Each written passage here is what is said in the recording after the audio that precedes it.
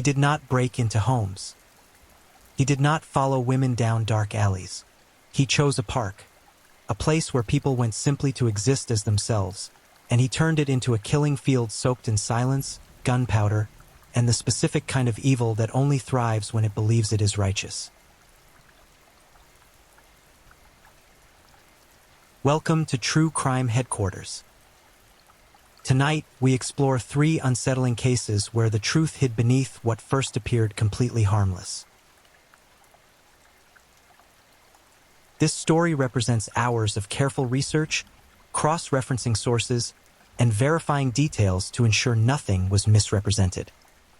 Every element was deliberately chosen, with deep regard for the true events it reflects. What drives this channel is a commitment to making sure these stories are never forgotten. Now, please take a moment to settle in. Breathe slowly. Let the outside world fade. This is the story of the Rainbow Maniac, aka the Pituri's Park Executioner, Brazil's Ghost of Hatred. Now let's begin. Somewhere in the shadows of one of the most vibrant, pride-celebrating cities on the planet, a man loaded his gun, walked into a public park under the cover of darkness, and methodically executed 13 human beings. Not for money, not for rage born of a personal grudge, but because he had decided, in the cold machinery of his own mind, that these men did not deserve to breathe the same air as him. He was not a ghost. He was not a myth. He had a name, a badge number, a past in law enforcement, and neighbors who probably waved at him on Sunday mornings. And yet, for over a year, he walked through that park like a predator on a holy mission, selecting, approaching, shooting, and vanishing, while an entire city bled in confusion, grief, and growing terror. This is the story of the Rainbow Maniac. And before this ends, you are going to understand exactly why this case is one of the most disturbing, most infuriating, and most haunting unsolved chapters in the history of violent crime. Please, if you enjoy listening and would like to find this channel again, you're welcome to subscribe. Sao Paulo, Brazil.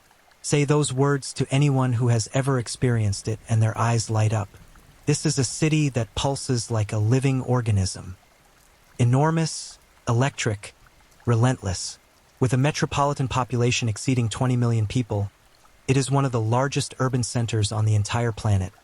A concrete colossus that never truly sleeps, never fully quiets, never stops spinning. It is a city of impossible contrasts.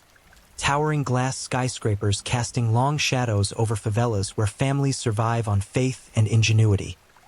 It is a city where the wealthy dine behind guarded gates while just miles away.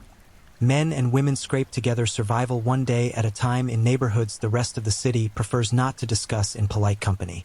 Sao Paulo is also, remarkably, the home of one of the most celebrated LGBT+ pride parades on Earth. Every June, millions of bodies fill the streets. Straight, gay, transgender, bisexual, questioning, and everything in between. In a roaring, colorful explosion of music, joy, and defiance, the Sao Paulo city government funds this parade. It stretches for 2.5 miles. Millions attend.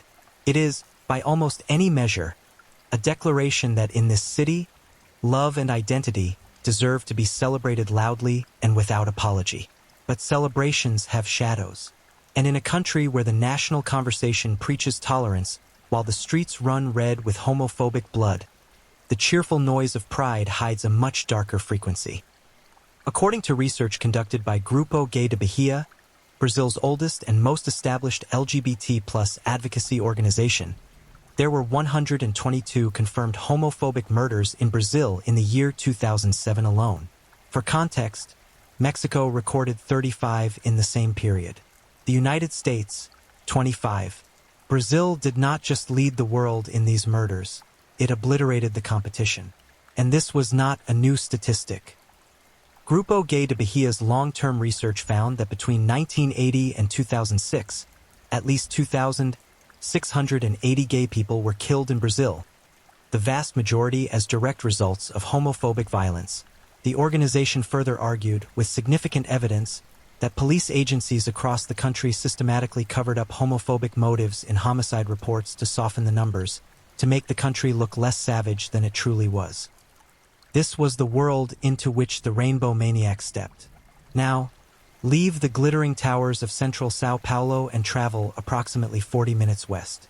You arrive in Carapicuíba, a low-income suburb pressed tightly against the city's sprawl, a place of modest homes, narrow streets, and communities where people know each other's business simply because everyone is living too close together for secrets to last long. Carapicuíba does not make the tourist brochures. It does not appear in the lifestyle magazines. But it is a real place, full of real people, and nestled within it sits a stretch of green land known as Petúris Park, or, in Portuguese, Parque dos Petúris. On paper, Petúris Park is a public recreational space. In practice, and by the time this story unfolds, it had become something far more significant to a specific community of men. The park was widely understood among gay men in the area as a meeting place, a location where they could gather after dark, away from the judgment of families, away from employers, away from a society that still held deep and violent opinions about their existence. In a country where coming out could mean losing your job, your family, your physical safety, and sometimes your life, places like Petúris Park became quietly essential. These men were not doing anything that the law prohibited. They were meeting. They were existing. They were, in the only space available to them, living. The park sat in the low-income western fringes of the Sao Paulo metropolitan area, surrounded by neighborhoods where money was scarce and police presence was minimal. The trees grew thick. The lighting was poor. After dark, the park became its own kind of world, hushed, watchful, intimate, and dangerously vulnerable. This is where the killer chose to operate. The first murder occurred on the 4th of July, 2007. It was just days after the closing of Pride Month, that annual 30-day period of celebration, visibility, and defiance. The men who gathered in Petúris Park after dark on that July night had no reason to suspect that a new and terrible chapter was beginning. Nothing had warned them. No prior pattern existed. They simply gathered as they had gathered before, in the way that marginalized people do, quietly, carefully, in spaces carved out of a world that did not fully welcome them. The victim was a gay man between the ages of 20 and 40, consistent with the profile that would emerge across all 13 killings. He was shot. The murder was clean, deliberate, and fast. A single firearm. The body was found in the undergrowth of the park, partially stripped of clothing. A deliberate act on the killer's part, a staging of the scene, a message laid out in flesh and fabric that said something specific about what this killer believed he was doing. He was not simply killing. He was declaring. He was making a statement about what he thought of these men, about their presence in that park, about their very right to exist in the space he had decided was not for them. The police were called. A report was filed. And then almost nothing happened. This is one of the most critical and damning facts of this entire case.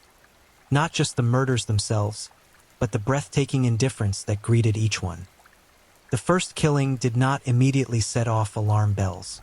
There was no emergency task force assembled, no urgent press conference, no mobilization of investigative resources. A gay man was found shot dead in a park in a low-income suburb, and the machinery of justice processed it the way it often processes crimes against marginalized victims, with bureaucratic detachment and a quiet sense that perhaps this was not the kind of case worth treating as a catastrophe. The killer came back. Less than a month after the first murder, another body was found in Petúris Park. Then another. Then another. The killings followed no precise calendar, but they maintained an unmistakable rhythm. Roughly one every few weeks, sometimes more frequent, sometimes with short gaps, but always returning to the same location, always with the same target, always with the same execution-style methodology. The victims were shot at close range, almost always in the head. 12 of the 13 victims were killed by gunshot wounds to the skull. In most cases, the approach appeared to be intimate. The killer got close. He did not fire from a distance. He walked up and he fired. The level of cold composure required to do this, repeatedly, in a park where other people could be present, speaks to something terrifying about the psychological makeup of this individual. He did not hesitate. He did not panic. He treated each killing as a routine act. The bodies were found in the park's thick vegetation, partially clothed or with clothing disturbed, the killer's signature. This was not robbery. Nothing of value was taken. The stripping of clothing was symbolic, almost theatrical, as if the killer needed each murder to carry a visual meaning beyond the act of killing itself. He wanted anyone who found these bodies, police, other park visitors, the community itself, to understand that these men had been killed specifically for who they were. This was not random violence. This was targeted extermination. And still, for months, no one connected the killings publicly. It would not be until the body count had climbed significantly that Brazilian media began to piece together the pattern and give the killer his name. The press dubbed him the Rainbow Maniac, a reference to the rainbow flag, the symbol of the LGBT+ pride movement. The name was journalistic shorthand, born from the undeniable pattern of his victims, but it carried a grotesque irony. The rainbow, that symbol of inclusion and hope and the hard-fought right to live openly, had now become the identifying mark of a predator who hunted beneath its shadow.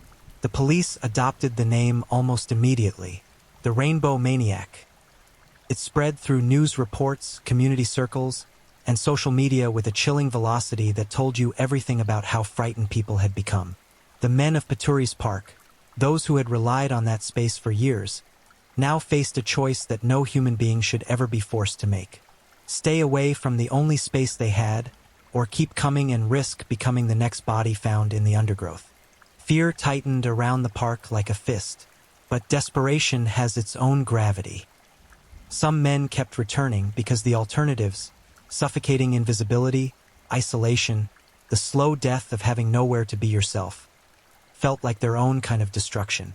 The Rainbow Maniac counted on this, and he came back again and again, with his gun and his hatred and his terrible sense of purpose, while the city debated, and the bodies continued to accumulate, and justice moved with the speed of cold molasses through a broken pipe. By the end of 2007, at least 4 men were dead. The killer had established his territory, his method, and his target. And the most frightening thing of all was this: nobody had seen his face. Nobody had a description that held up under scrutiny. Nobody knew who he was.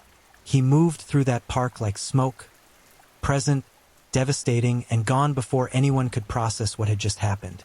Sao Paulo had a monster living inside it, and it had not yet begun to fully understand what that meant. By the time 2008 arrived, the killings had taken on a terrible momentum of their own. The pattern that the Rainbow Maniac had established in the second half of 2007 did not slow when the calendar changed. If anything, the murders became more frequent, more assured, more contemptuous in their execution. As if the killer had taken stock of the minimal police response, the lack of public pressure, and the continued vulnerability of his chosen hunting ground, and had decided that the risk of continuing was essentially zero. He was operating in a space where the victims were already marginal in the eyes of law enforcement, already seen as less urgent, already carrying the burden of a society that did not fully value their safety. The Rainbow Maniac had correctly identified this vulnerability, and he exploited it without mercy.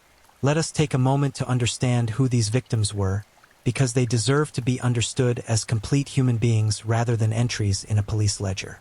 The 13 known victims of the Pituri's Park murders were all gay men. They ranged in age from approximately 20 to 40 years old. They came from the working-class neighborhoods of Carapicuíba and the surrounding suburbs, communities where life was already difficult, where resources were scarce, where many people worked manual labor, construction, service industries. These were not men living lives of ease. They were men navigating the daily complexity of survival in a low-income urban environment, carrying the added weight of an identity that Brazilian society had not yet fully learned to protect. Some of them may have been involved in sex work in the park, as was noted by Brazilian media reports at the time. Not as a judgment, but as context for understanding how economically desperate some of these men were, and how that desperation left them more exposed, more vulnerable, less able to simply vanish from a dangerous location the way someone with more resources might have been. These were sons, brothers, friends, people with histories and futures and names. The rainbow maniac reduced them, in his mind, to a category, a type of person he had decided was an offense against whatever moral or ideological framework he operated within. And he killed them for it, one by one, with a discipline and a coldness that speaks to deep, organized hatred rather than explosive rage. The killings throughout 2008 maintained the killer's established methodology, with only slight variations that each told their own terrifying story. The weapon was a firearm. The same caliber weapon was believed to have been used across multiple killings, and Brazilian investigators were in the process of conducting ballistic testing to confirm whether one gun had been responsible for all or most of the murders. 12 of the 13 victims were shot. The shots were delivered at close range, predominantly to the head. The execution style, the intimacy of it, the controlled proximity, tells you that the killer approached these men without triggering immediate alarm. He got close enough to fire into their skulls without the victims having time to flee. This suggests several things simultaneously: that he may have been known or recognized, that he possessed a confident, authoritative manner that did not immediately read as threatening, and that he had developed a practiced method of final approach that gave the victims no warning and no chance. One victim was killed not by gunshot but by severe blows to the head, a departure from the pattern that suggested either the killer had run out of ammunition, had experienced a weapon malfunction, or had chosen in that particular moment to use a different method. In any case, the victim did not survive. The result was the same.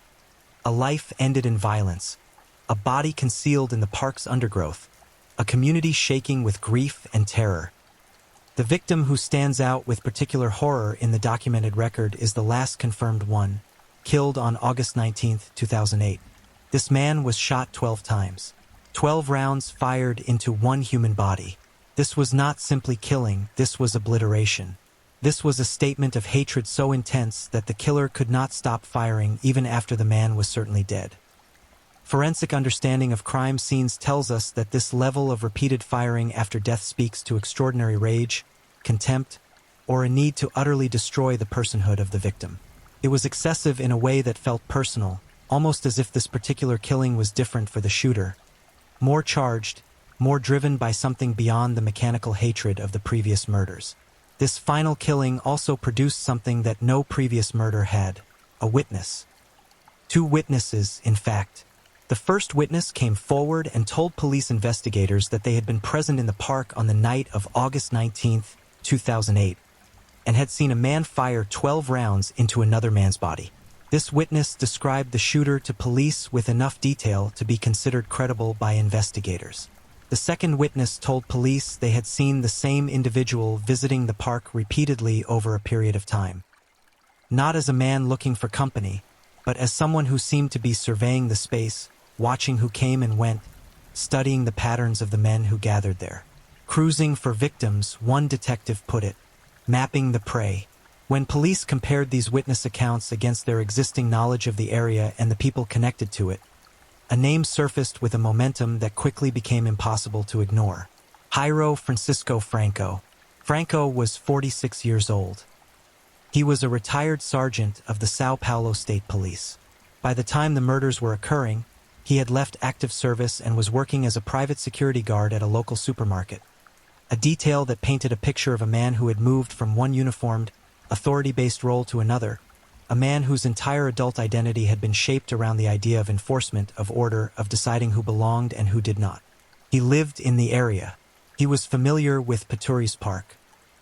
And according to at least 2 witnesses who spoke to investigators, he had been seen there, in the dark, in the hours when the men gathered, when the killings happened. Police Inspector Paulo Fortunato, speaking to the Associated Press, was unambiguous about where the investigation had landed. He told the press that a credible witness had watched Franco fire 12 bullets into a gay man inside the park. He stated that a second witness confirmed Franco's frequent presence in the area. And he said, plainly and clearly, "We are convinced he is the rainbow maniac we have been looking for." On December 10, 2008, Jairo Francisco Franco was arrested and taken into custody. The community exhaled briefly. News spread rapidly. The arrests of killers, after long investigations and mounting body counts, carry a specific kind of emotional weight. There is relief, grief finally given a face, the nauseating satisfaction of having identified the source of so much destruction. The families of the 13 men, if they even knew their loved ones had been among the victims, now had a suspect. The LGBT plus community of Carapicuíba and Greater São Paulo had a name to attach to the shadow that had hunted them. Activist groups who had been crying for justice since the killings first became public demanded that this arrest be the beginning of accountability, not simply the end of the investigation. The governor of São Paulo, José Serra, had personally visited Carapicuíba in the weeks before the arrest and made a public vow that authorities would catch the rainbow maniac. That vow now seemed fulfilled, but the story was only beginning its most infuriating chapter. Meanwhile, the park itself had become something close to a site of collective trauma for the LGBT plus community in the area.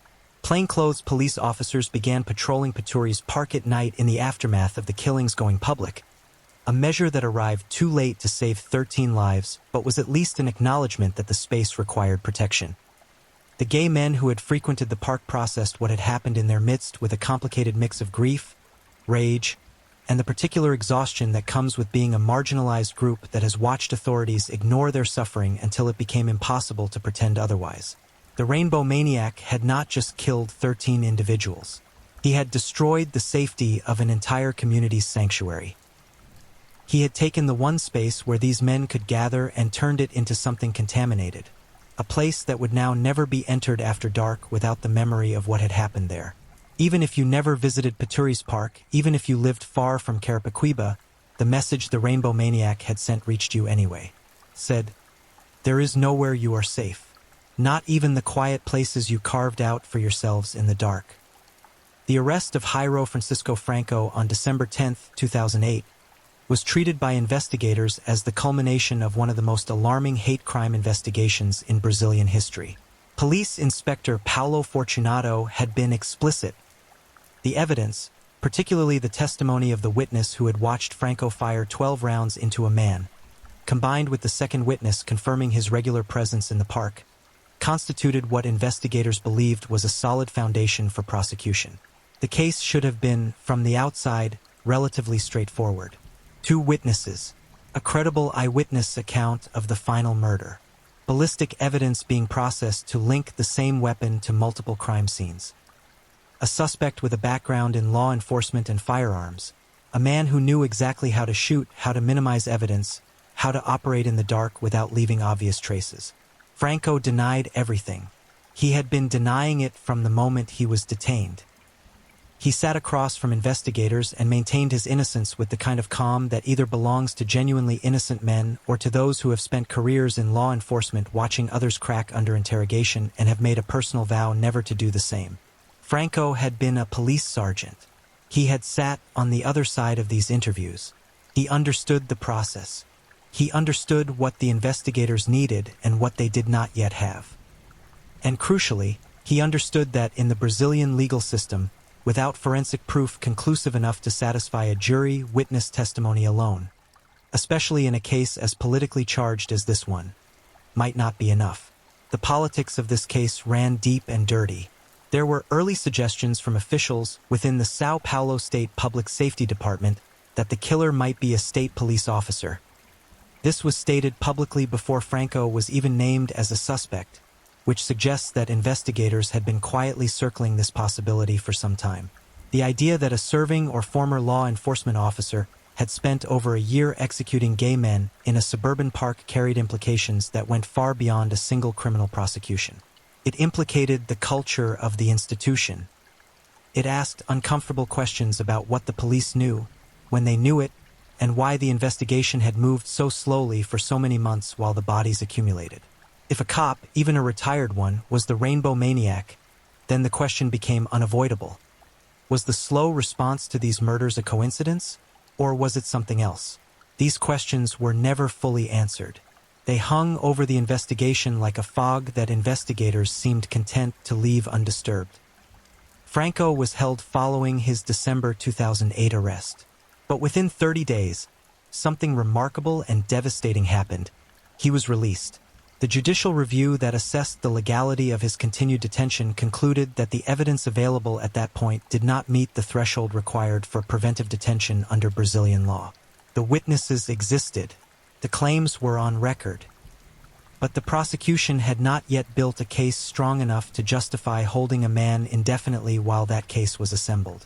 A judge reviewed the situation and determined that Franco would have to be released while the investigation continued. The community that had exhaled at his arrest now held its breath again, this time in a different kind of tension. Activists and advocacy groups were furious. The families of the victims, to whatever extent they had been engaged in the process, were devastated. The man police had publicly declared their prime suspect, the man an eyewitness had watched fire 12 rounds into a human being, was walking free, back into a neighborhood he knew, back to a life that continued while the 13 dead men in Peturi's Park remained unavenged. The investigation pressed forward. Ballistic testing proceeded on the weapons and bullet casings recovered from the crime scenes. This testing was critical. If forensic analysis could confirm that one weapon had been used across multiple killings, it would establish the single-shooter theory definitively and potentially link that weapon to Franco through ownership records or physical evidence. Investigators also worked to build a more comprehensive witness record, searching for additional individuals who could place Franco at the park during the period of the murders, or who could provide additional context about his activities and movements. The case eventually moved toward trial, and here the story delivered its most devastating blow.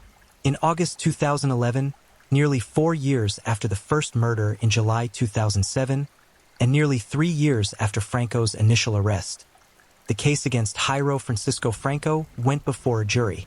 The jury was composed of 7 members, as is standard under Brazilian criminal procedure.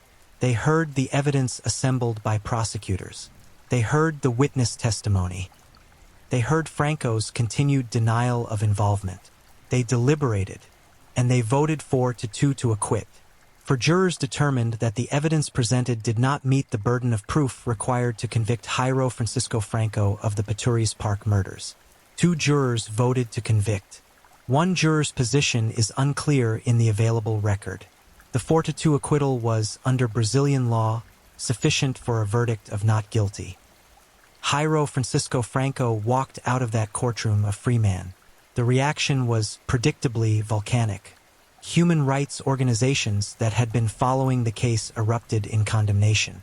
The verdict was widely characterized as a catastrophic failure, not just of the specific prosecution, but of the Brazilian justice system's ability and willingness to deliver accountability for hate crimes targeting LGBT+ individuals.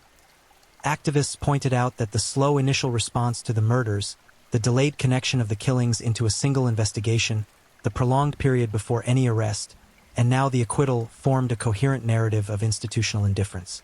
The Rainbow Maniac had killed 13 gay men, and the system, from patrol officers to judges, had met this fact with a yawning systemic shrug. The legal reality was complex. The acquittal did not mean the jury believed Franco was innocent. It meant that 4 members of that jury determined that the prosecution had not provided sufficient proof, beyond reasonable doubt, to convict him. The witnesses, the ballistic evidence still being processed, the circumstantial case built around his presence and background, none of it, in the judgment of 4 people who heard it all, crossed the threshold. This is how the legal system is designed to work. The burden of proof exists for crucial reasons. Innocent people should not be convicted.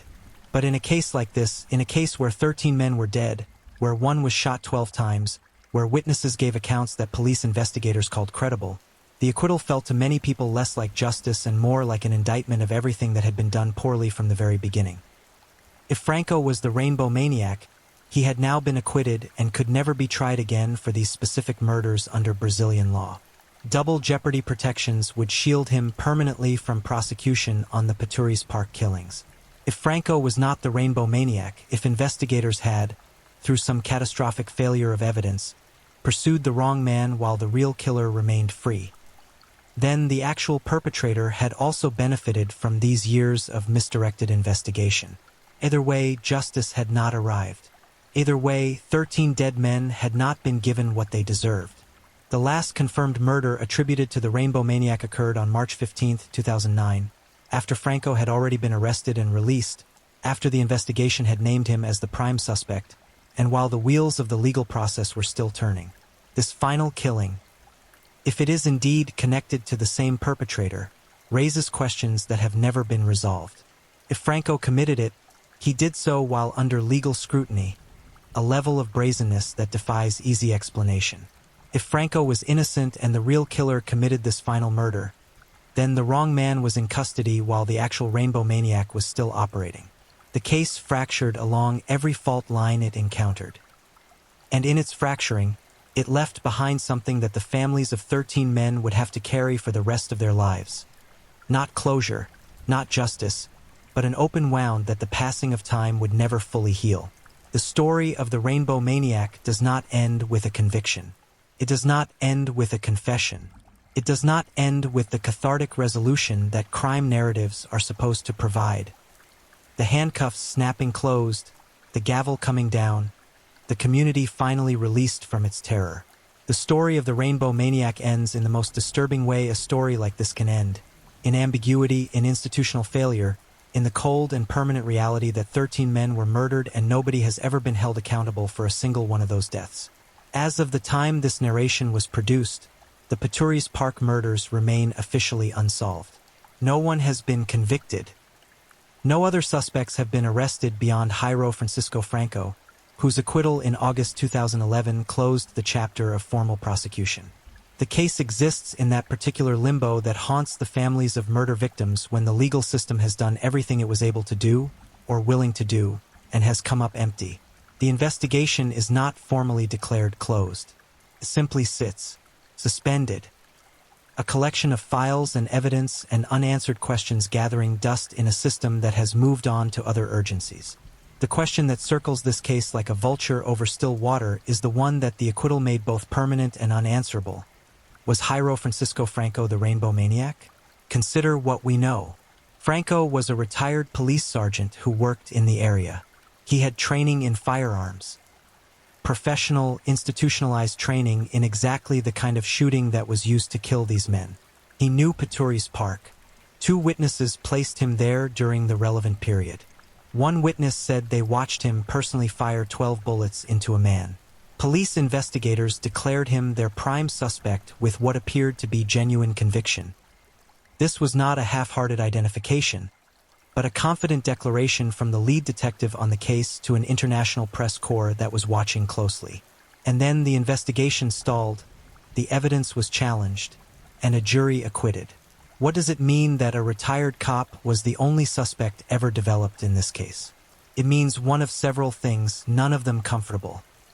It means either that a former officer of the law spent over a year executing gay men in his local area and then walked away from accountability because the system that had trained him, that shared his professional DNA, could not or would not produce the evidence required to cage him. Or it means that investigators became so convinced of Franco's guilt that they failed to build their case with the rigorous thoroughness required for a conviction, leaving doors open that a defense attorney walked right through. Or it means, in the most chilling possible scenario, that Franco was innocent, that the real Rainbow Maniac was someone else entirely, someone who has never been identified, who may have continued to live a normal life in the years since the killings, and who looked at the acquittal of Jairo Francisco Franco as the best possible gift an imperfect justice system could have given him. None of these possibilities is less disturbing than the others. The broader context of this case cannot be separated from its specifics. The Rainbow Maniac operated in a country that was simultaneously celebrated for its pride culture and condemned for its escalating violence against LGBT+ people. Brazil in 2007 and 2008 was a place where a gay person was being murdered every single day. 122 confirmed homophobic murders in 2007, and that was only the confirmed count, with activist organizations arguing that the real figure was significantly higher due to systematic undercounting. Into this context came 13 executions, all committed in the same park, all targeting the same community, all carried out with the same weapon and the same cold methodology. And for months, these murders were not formally connected by authorities into a single investigation. They were processed individually in isolation, like unrelated incidents that just happen to keep occurring in the same place among the same population of people. The delay in connecting these murders is one of the most troubling aspects of this entire case, and it tells you something profound about whose safety a society treats as a priority. When serial killers target middle-class victims in high-visibility areas, the pattern tends to be identified quickly, resources are mobilized, task forces are formed, and the full machinery of law enforcement grinds into motion. When the victims are gay men gathering after dark in a low-income suburban park, the machinery moves differently. The threshold for connection is higher. The urgency is lower. The institutional willingness to spend resources and political capital on the investigation is calibrated against a quiet, rarely articulated calculation about whose life is worth that expenditure. 13 men had to die before the murders were publicly connected. 13 men. Not 2, not 5, 13. By the time the governor of Sao Paulo made his public vow to catch the killer, by the time plainclothes officers began patrolling Paturi's park at night, by the time the media was running headlines about the Rainbow Maniac and the rainbow flag had become a symbol of both pride and mourning in that community, the killer had already finished his work. The horse had left. The stable door was now being very noisily closed. The victims themselves. The 13 men who lost their lives in those dark stretches of park between July 2007 and March 2009 deserve to be remembered individually rather than collectively, though the historical record has not been generous in preserving their names for posterity. They were gay men between 20 and 40 years of age, from working-class backgrounds. They were the kind of people whose deaths do not reliably generate national mourning, whose absence does not reliably trigger memorial funds or public vigils outside government buildings. They gathered in a park at night because it was the space they had. They were found in undergrowth with their clothing disturbed, because the person who killed them wanted to mark each death with the specific contempt he carried for who they were. Their bodies were discovered by other park-goers, by the police when they were eventually called, by the quiet and horrified witnesses to an ongoing catastrophe that took far too long to be recognized as such. Each of those 13 deaths was a universe extinguished. Each of those men had a morning they woke up for the last time without knowing it. Had a conversation with someone, a friend, a family member, a stranger, that they did not know would be their last. Had desires and fears and memories and small daily joys that disappeared from the world without ceremony when a bullet entered their skull in a dark park in Carapicuíba. The Rainbow Maniac believed, according to the investigators who studied his pattern, that he was performing a cleansing, ridding the world of people he considered an offense against nature or decency or whatever moral framework he had constructed to house his hatred. The local police chief who led the investigation made this explicit. In the killer's mind, he was doing a clean-up job. This is the most terrifying kind of murderer, not the one who is consumed by guilt, not the one who kills in heat and then collapses under the weight of what he's done, but the one who kills with the serenity of a man performing a necessary service, the one who sleeps well afterward, the one who does it again not because he cannot stop himself but because he does not believe he should. There is a specific, unique horror in being targeted not for anything you did but for who you are. The Rainbow Maniac's victims could not have done anything differently to escape his attention.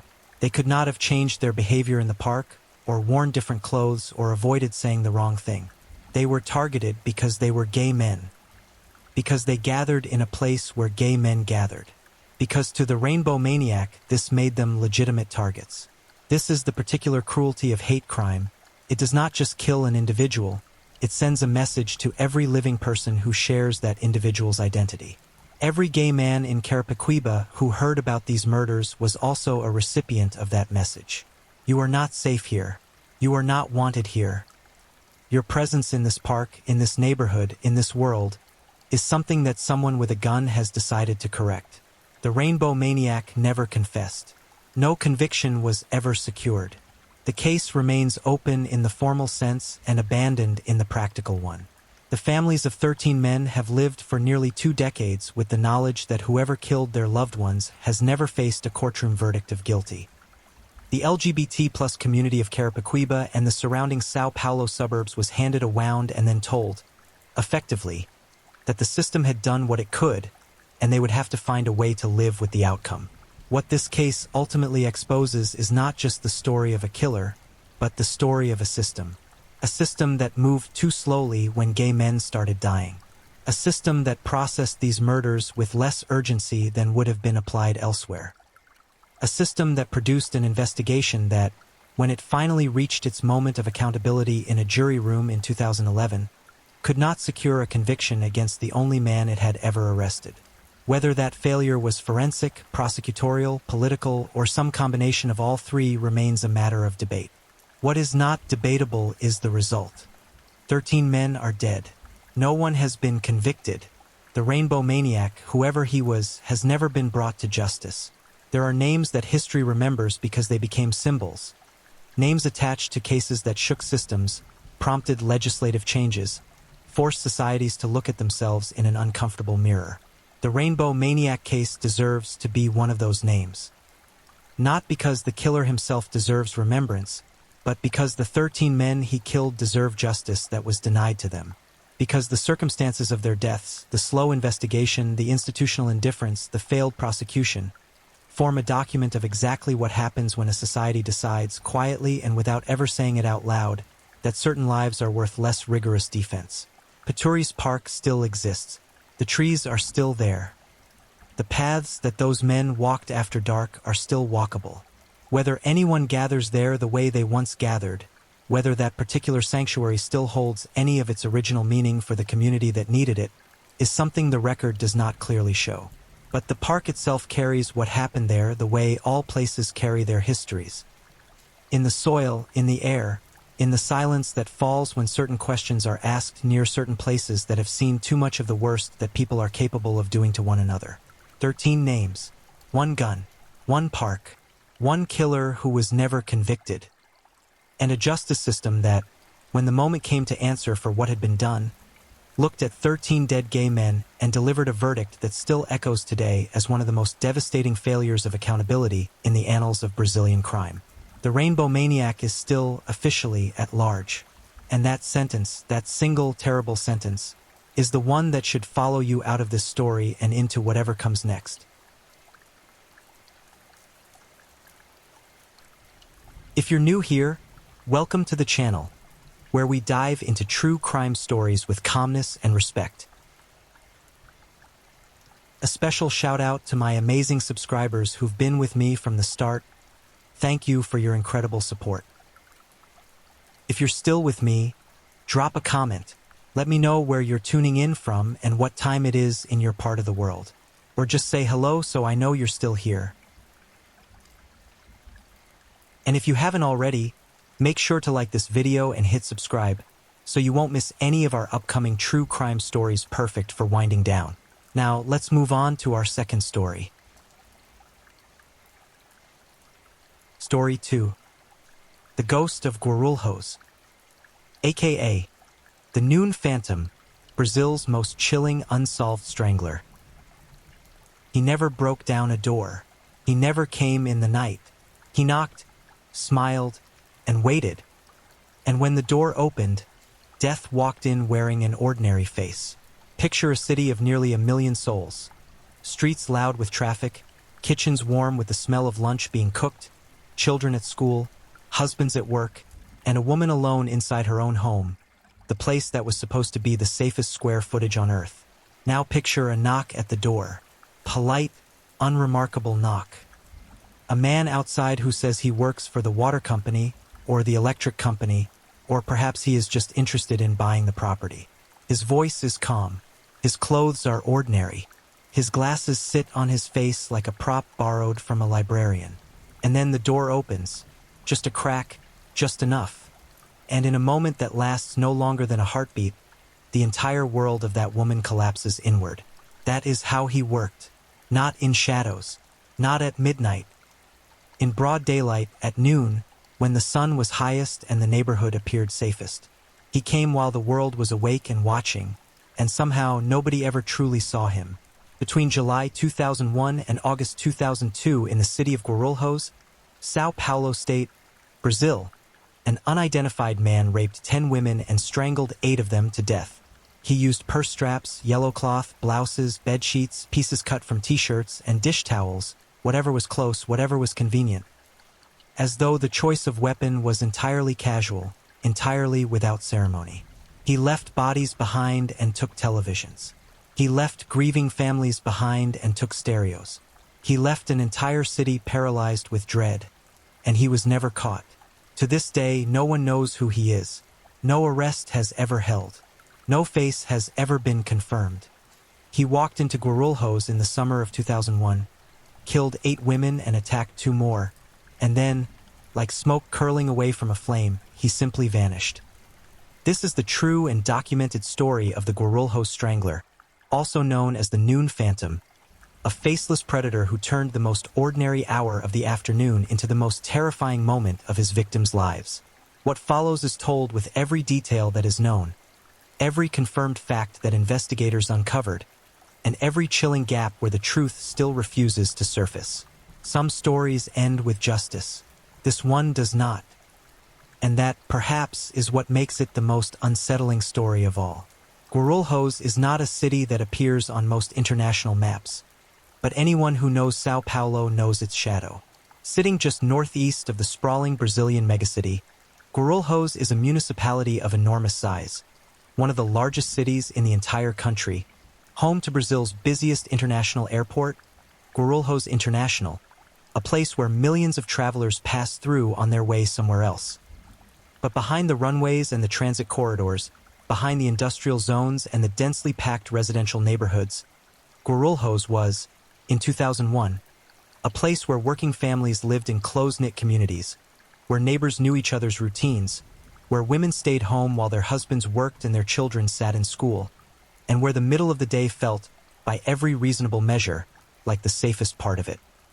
That feeling of safety was precisely what made the killings so catastrophic in their psychological impact. Not just on those who lost someone, but on every woman who lived alone in those neighborhoods, every wife who was home during the lunch hour, every mother who answered a knock at her door and felt, for a fraction of a second, something cold and uncertain in the expression of the man standing on the other side.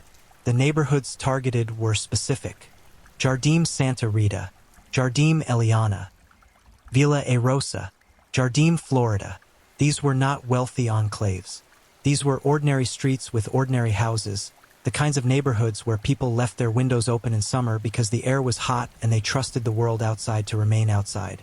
The killer understood this. He had, at some level, chosen these places deliberately.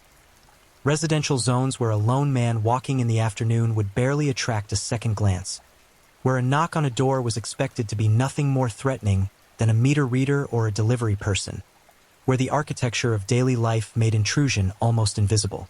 The first confirmed victim was a 24-year-old homemaker named Elisangela Nicolau dos Santos. She lived in Jardim Santa Rita. She was young, she was at home, and on July 17, 2001, someone came to her door. What exactly was said in those initial moments, what excuse or pretense was offered to gain entry, is not recorded with certainty. What is recorded, with grim and irreversible clarity, is what was found inside her home afterward. Elisangela had been strangled. The weapon used against her was a purse strap, something pulled from somewhere nearby, something grabbed in a moment of violent intent. She was found dead inside her own home, in the place she should have been most protected. When investigators processed the scene, they noted that a television set and a clothes iron had been taken. The killer had not simply killed and fled. He had moved through the house. He had picked things up, considered them, carried them away. He had been calm enough after ending a woman's life to conduct a casual theft. That detail, the stolen electronics, would become a signature almost as distinctive as the strangulation itself. It appeared in crime scene after crime scene throughout the following 14 months. And while experts would later debate its significance, one interpretation was deeply troubling. The items were not taken out of financial desperation. A TV set, a clothes iron, a stereo. These were trophies, or they were rituals, or they were both. They were the physical residue of what he had done, carried away from the scene like souvenirs wrapped in wire and glass. For months after Elisangela's death, the city processed the shock of what had happened. Police began an investigation. Neighbors spoke to each other in lowered voices. Women in Jardim Santa Rita looked at their doors differently. But the city is large, and a single killing, however disturbing, does not yet constitute a pattern visible enough to generate widespread panic. That would come later.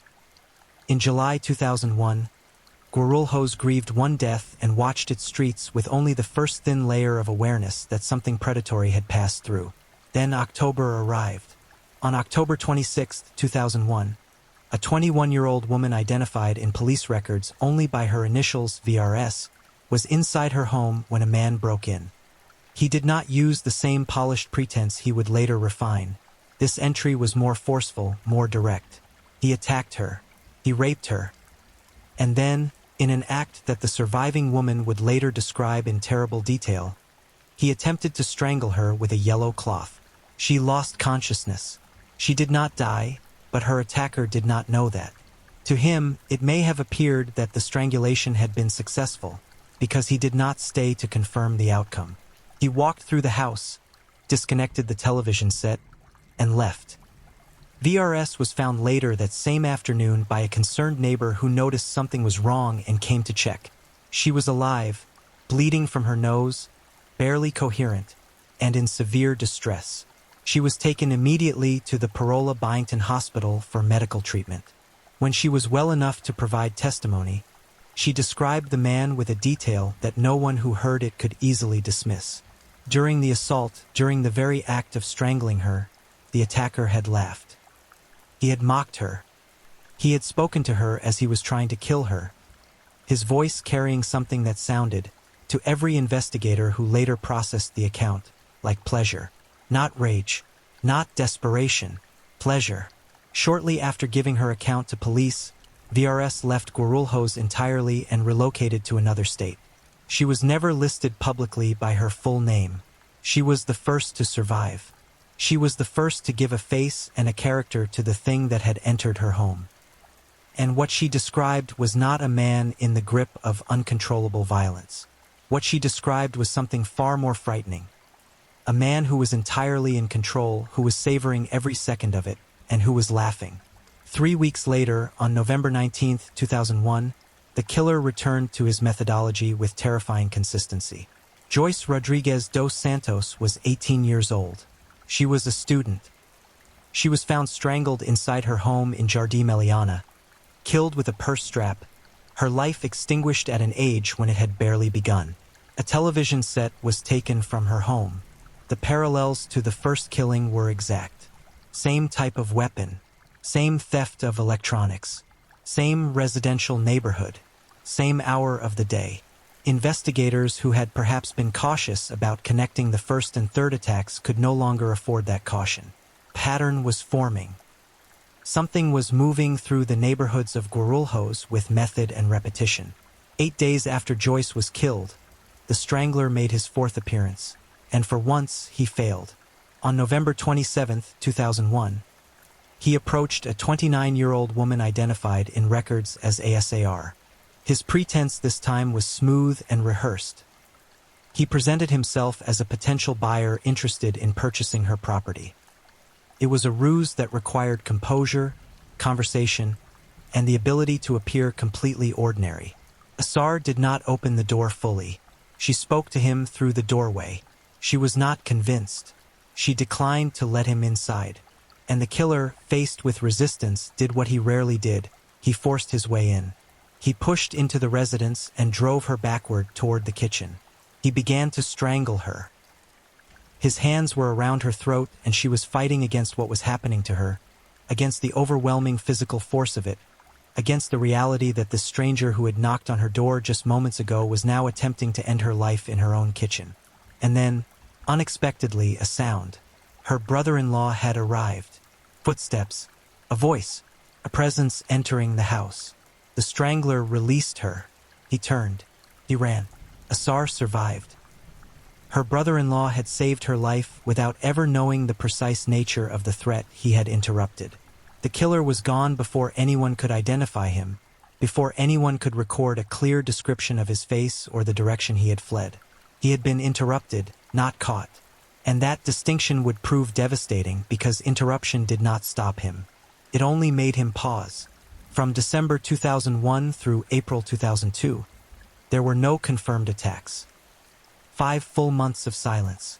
Police could not determine whether this meant the killer had left the region, whether he had been imprisoned for an unrelated crime, whether he had fallen ill, or whether he was simply watching and waiting, adjusting his approach, studying the streets of Guarulhos with the patient, methodical attention of something that had not finished what it started. The city's women exhaled, cautiously, partially, never quite fully. Because the bodies were still unburied in memory, the questions still unanswered, and nothing about the silence felt like resolution. The silence ended in May 2002.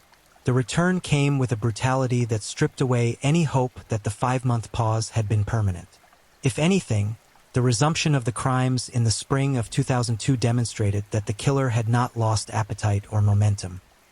He came back targeting someone younger than any previous victim, and the choice told investigators something deeply disturbing about the progression of his violence.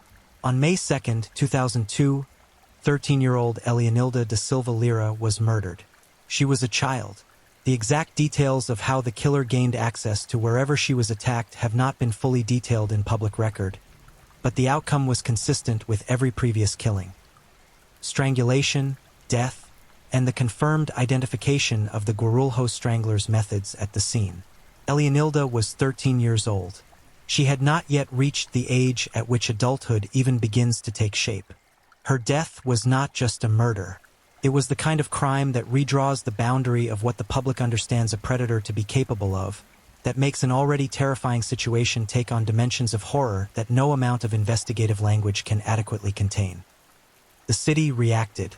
Police came under enormous pressure. Newspapers began to run the story more prominently. The name Estrangulator de Guarulhos, the Guarulhos Strangler, started appearing in headlines. Citizens demanded answers. Officers were assigned to the case in greater numbers. Criminologist Alana Cassoy, a Brazilian writer and specialist in serial crime who had built her career studying predatory killers, was brought in by the Guarulhos Civil Police to consult on the investigation. Her presence signaled that authorities understood they were not dealing with random, isolated violence. They were dealing with a serial killer, methodical, patterned, and still active. Less than 5 weeks after Elianilda's death, on June 9, 2002, the killer entered a home in Jardim Santa Rita, the same neighborhood where Elisangela had been killed 11 months earlier, and strangled 31-year-old homemaker Maria Augusta da Silva. He used a blouse. He wrapped it around her neck and pulled, and she died in the living room of her house. This time, unlike most previous attacks, nothing was stolen. No television, no stereo, nothing was taken from the residence. Investigators noticed the deviation. Criminologist Cassoy noted it as well. The theft, which had been assumed to be a consistent element of his signature, had been absent. This was not a contradiction, it was a variation. The core behavior remained. The strangulation, the use of available fabric, the intrusion into a domestic space during daylight hours. But the ritual had shifted slightly. He was adapting. An adaptation in a serial predator is not a sign of weakness. It is a sign of evolution. 17 days later, on June 26, 2002, 23-year-old Maria Noemia Silvia de Moraes was strangled in her home, killed with a bedsheet. A stereo was taken from the residence. The return of the theft alongside the strangulation confirmed that the June 9th killing, with its absent theft, had been an exception rather than a departure. He was not changing. He was varying, exploring, testing variations of the same dark pattern to see which worked most efficiently, which produced the least risk of discovery, which allowed him to move in and out of a woman's home with the greatest ease. By now, the investigation had access to physical descriptions provided by the surviving victims. The picture they constructed was remarkably ordinary, which may have been the most chilling thing about it. The Guarulhos Strangler, according to multiple independent accounts, appeared to be a white male. He wore glasses. He was approximately 1.65 meters tall, roughly 5 feet 5 inches, a height that would not make him stand out in any crowd, that would allow him to walk through any neighborhood market or residential street and disappear instantly into the texture of ordinary life. He appeared to be in his late 20s or early 30s. He dressed in ways that attracted no particular attention. He carried himself, in the moments before the violence began, with the demeanor of someone who had somewhere to be and a plausible reason for being here, now at this door with this request. He was not large. He was not physically imposing. He did not need to be. The women he targeted were alone in their homes. The moment he crossed the threshold, whether through persuasion or sudden force, the geography of the space worked against the victim. She was already inside. He was already inside. The nearest neighbor was a wall away, separated by the suburban architecture of a Brazilian residential street and the ordinary midday noise of a functioning city. By the time anyone might hear anything unusual, there would be nothing left to hear. Ilana Kasowi's analysis during the investigation offered insights that were both accurate in their profiling and deeply sobering in their implications. She stated, with the directness of someone who had studied these patterns across years of research, that serial killers of this type do not simply stop. They do not decide one day that they have had enough, retire to ordinary life, and cease to pose a threat. They stop only when something external forces them to stop: arrest, serious illness, death. If the killer remained free, she warned, he would very likely continue. His methodology might evolve, she noted, suggesting that he might change his mode of transportation to access neighborhoods more easily, perhaps moving from a car to a motorcycle as the investigation intensified and police presence in certain areas increased. But his signature, the specific, consistent act of strangling with cloth items, fabric pulled from the immediate domestic environment, would remain unchanged. That signature, she explained, was not a practical decision. It was psychological. It was the element of the killing that held meaning for him specifically and privately, the aspect he could not and would not abandon no matter what else shifted around it. One psychologist who consulted on the case offered an even more disturbing insight into the killer's psychology, the pleasure he appeared to derive from the act, evidenced most graphically by the account of survivor VRS, who had described him laughing and mocking her as he attempted to strangle her, suggested a killer who was not simply driven to kill and be done with it. He was driven to experience the killing. He wanted the intimacy of it, the prolonged proximity of power over another human being, the specific and unrepeatable sensation of watching a person struggle and fail to survive. The psychologist suggested that this kind of predator would seek to extend the psychological experience beyond the act itself. He would want to revisit it. He might, the consultant proposed, attend the funerals of his victims, sitting among the grieving, watching the families, absorbing the aftermath of what he had done with the same focused attention with which he had done it. It was a theory that could not be confirmed, but it could not be dismissed either, and it transformed the funerals of the murdered women into something additionally unbearable. The possibility that among those gathered to mourn was the person responsible, standing quietly at the edge of the crowd, watching. On July 3, 2002, 22-year-old Clesiaria Tavares de Sales was strangled at her home in Vila Eirosa. He used a piece of cloth torn from a t-shirt, not something she had been wearing, not something brought from outside, but a fragment of domestic fabric grabbed from the environment itself, fashioned in the moment into a killing tool. He killed her. He covered her body with a blanket. He placed her body in the bedroom as if arranging her for sleep. He stole a stereo, and then he left. What happened afterward was discovered by the people closest to Clesiaria and has remained, in documented accounts of this case, one of the most devastating human moments in the entire sequence of events. Her daughter, a young child, came home and found the house quiet. She went to check on her mother, who was in the bedroom beneath the blanket. She did not understand what she was seeing. She thought her mother was asleep. When her father, Antonio, returned home with news, he had just found a new job, a moment that should have been celebratory. Their daughter told him that her mother was sleeping and he should go check on her. Antonio walked to the bedroom. He pulled back the blanket, and the world as he had known it ceased to exist. The weeks following Clesiaria's murder saw the investigation enter its most urgent phase. The Guarulhos civil police were under a level of public pressure that was becoming impossible to manage without visible action. 8 women had been killed. 2 had survived attacks. The survivors had given descriptions. Criminologists and psychologists had been consulted. Neighborhood canvassing had been conducted. Tips had been collected from the public. And still the killer walked free somewhere in the city or its surroundings, faceless and unconfirmed. His identity tucked away behind those unremarkable glasses and that carefully performed ordinariness. The city had changed in ways that were measurable and permanent. Women in the targeted neighborhoods no longer answered doors without first verifying extensively who was outside. Some refused to answer at all if they did not recognize the voice. Neighbors began coordinating, checking on one another at midday when the attacks had consistently occurred. Small businesses noted that fewer women were accepting deliveries or service calls without a second person present in the home. The architecture of daily trust, the basic social assumption that a knock on a door from someone claiming a routine purpose was safe, had been shattered. Police focused their investigative efforts on building a workable profile from the surviving victims' testimonies. What emerged was consistent across accounts. The man who came to these homes operated in a specific geographic zone. The residential neighborhoods of Guarulhos, particularly those southern and southwestern districts where houses were close together and working families lived without the additional security infrastructure of wealthier areas. He understood the neighborhoods.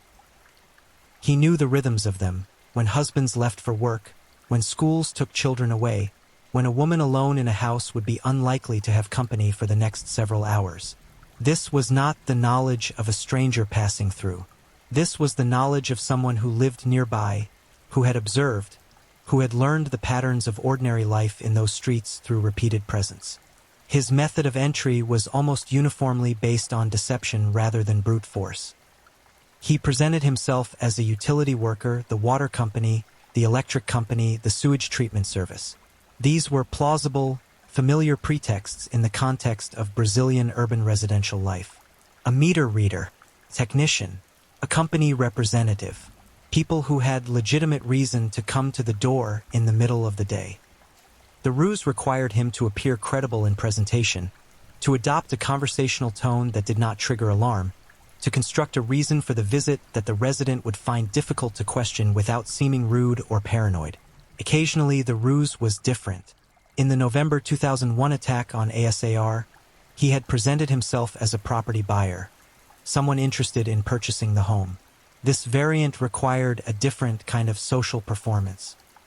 Not the uniform authority of a utility worker, but the casual interest of a potential neighbor.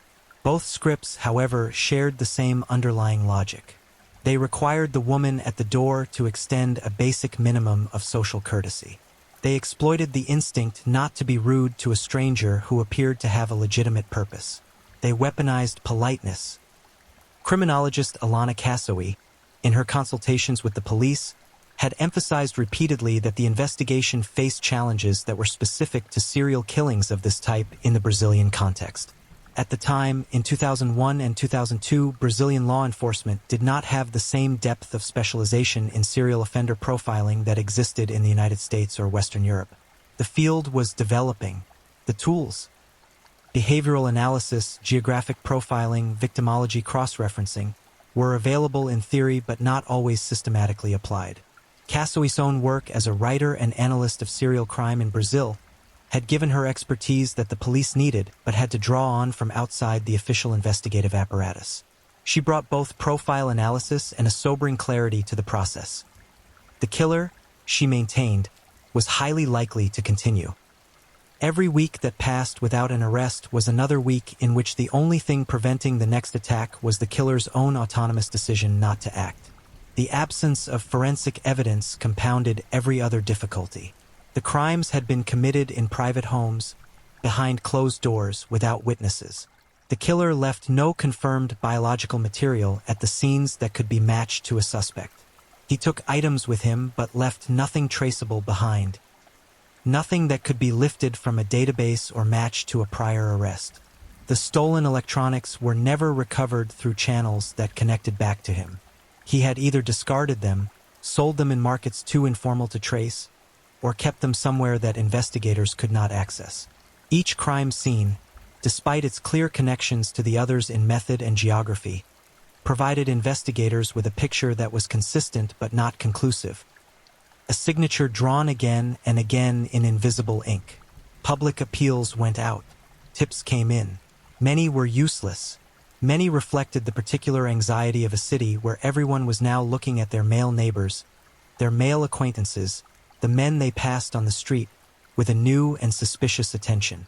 Who was this man? He was 5'5". He wore glasses.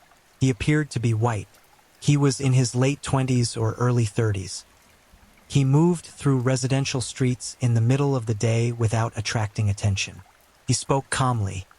He was composed enough after raping and strangling a woman to walk through her house, select items to steal, carry them out, and disappear back into the city. How many men in Guarulhos fit that description? Thousands, tens of thousands. Without a name, without a fingerprint, without a witness who had seen him clearly enough in a moment of sufficient light and sufficient proximity to give something actionable to a sketch artist, the description was a frame without a painting. It told police the size of the canvas they were searching but gave them nothing to put inside it. On July 22, 2002, the seventh confirmed murder victim was found. 25-year-old Ivanide Miranda de Queiroz was discovered on the floor of her house, bound and dead. She had been strangled with a green blouse, another piece of domestic fabric, another item pulled from the immediate environment of her own home and used against her. The binding was new. Previous victims had been strangled without being restrained. The addition of binding in Ivanide's case suggested either a practical adaptation on the killer's part, a response to a victim who had resisted more forcefully, or an escalation in the ritual elements of the attacks. Either interpretation alarmed investigators. Adaptation meant he was learning. Escalation meant the violence was intensifying. The final confirmed attack occurred on August 19, 2002. 25-year-old Cleonice de Silva Martins was raped and strangled in Jardim, Florida. The instrument of strangulation this time was a dish towel. Again pulled from the domestic space, again improvised in the moment, again demonstrating that the killer arrived without a pre-selected weapon and found what he needed inside the home. Cleonice was the eighth confirmed murder victim of the Guarulhos strangler. She was the last person he is known to have killed. After August 19, 2002, the documented attacks ceased. The city waited. Days became weeks. Weeks became months. And still nothing. In the months following the final confirmed attack, the Guarulhos Civil Police made 2 arrests that they initially believed might bring the case to a resolution. Both ended the same way, and both left the investigation exactly where it had begun, without an identified perpetrator, without a conviction, and without answers for the families of 8 murdered women. The first arrest came on September 18, 2002. A man from Piracaya, a municipality in the interior of São Paulo state, was detained. What prompted his arrest was not a witness identification or a forensic match. It was what police found in his backpack when they stopped him. He was carrying pornographic magazines, a rope, and women's scarves. These items were suggestive. They were suspicious. They were the kinds of objects that, in the context of an active investigation into a rapist and strangler who used fabric and cord as weapons, created the kind of alarm that justifies bringing a man in for questioning. He was taken to the police station.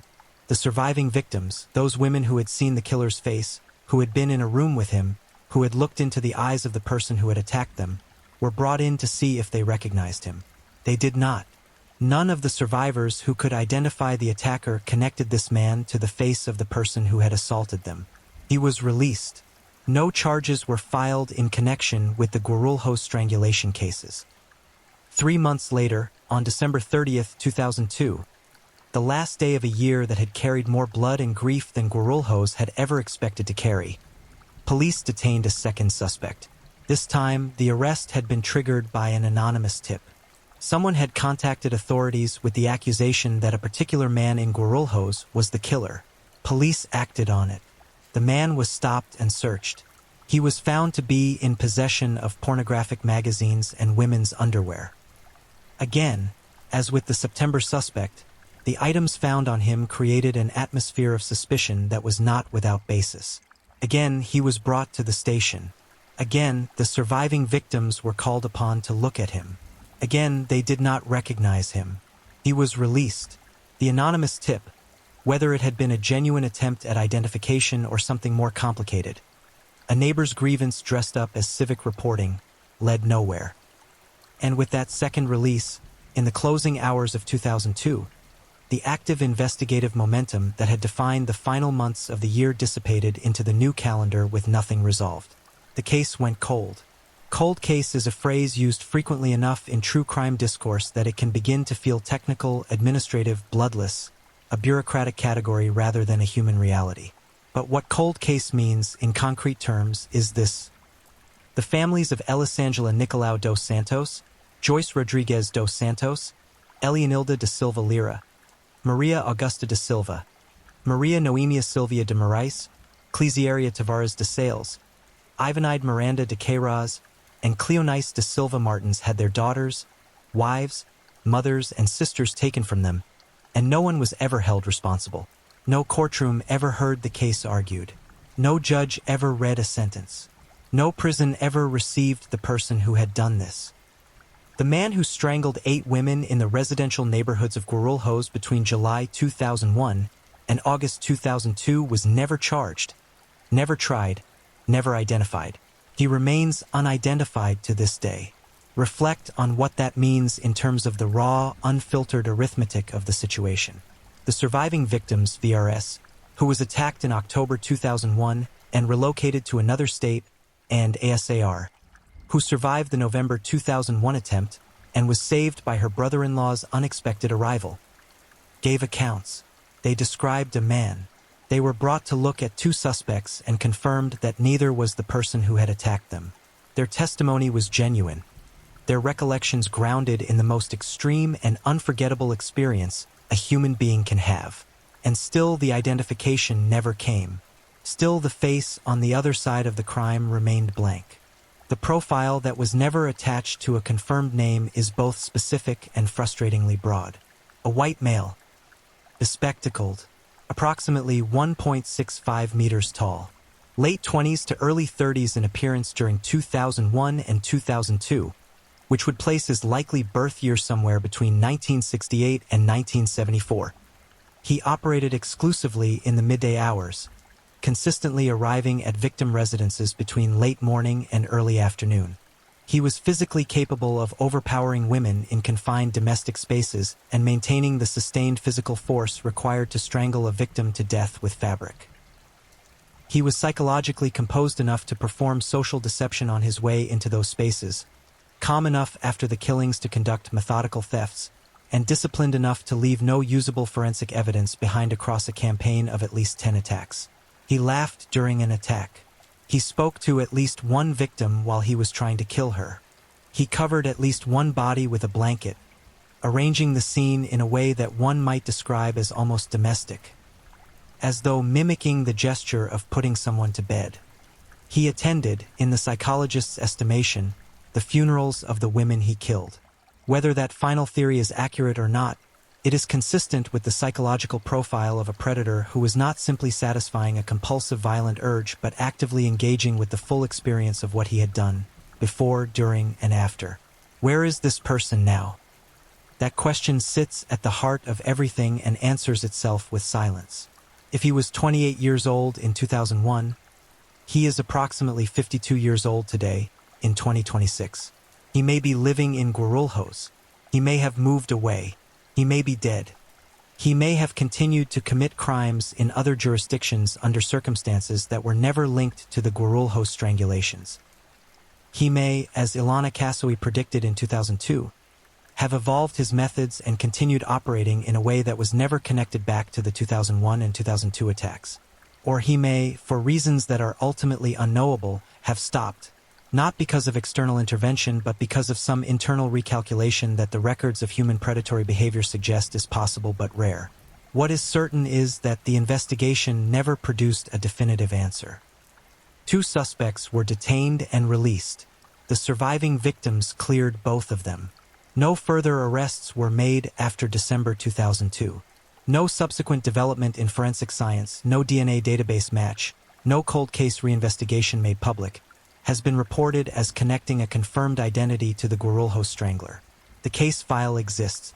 The victims' names are documented. The evidence gathered in 2001 and 2002 has presumably been preserved somewhere in the institutional memory of Brazilian law enforcement.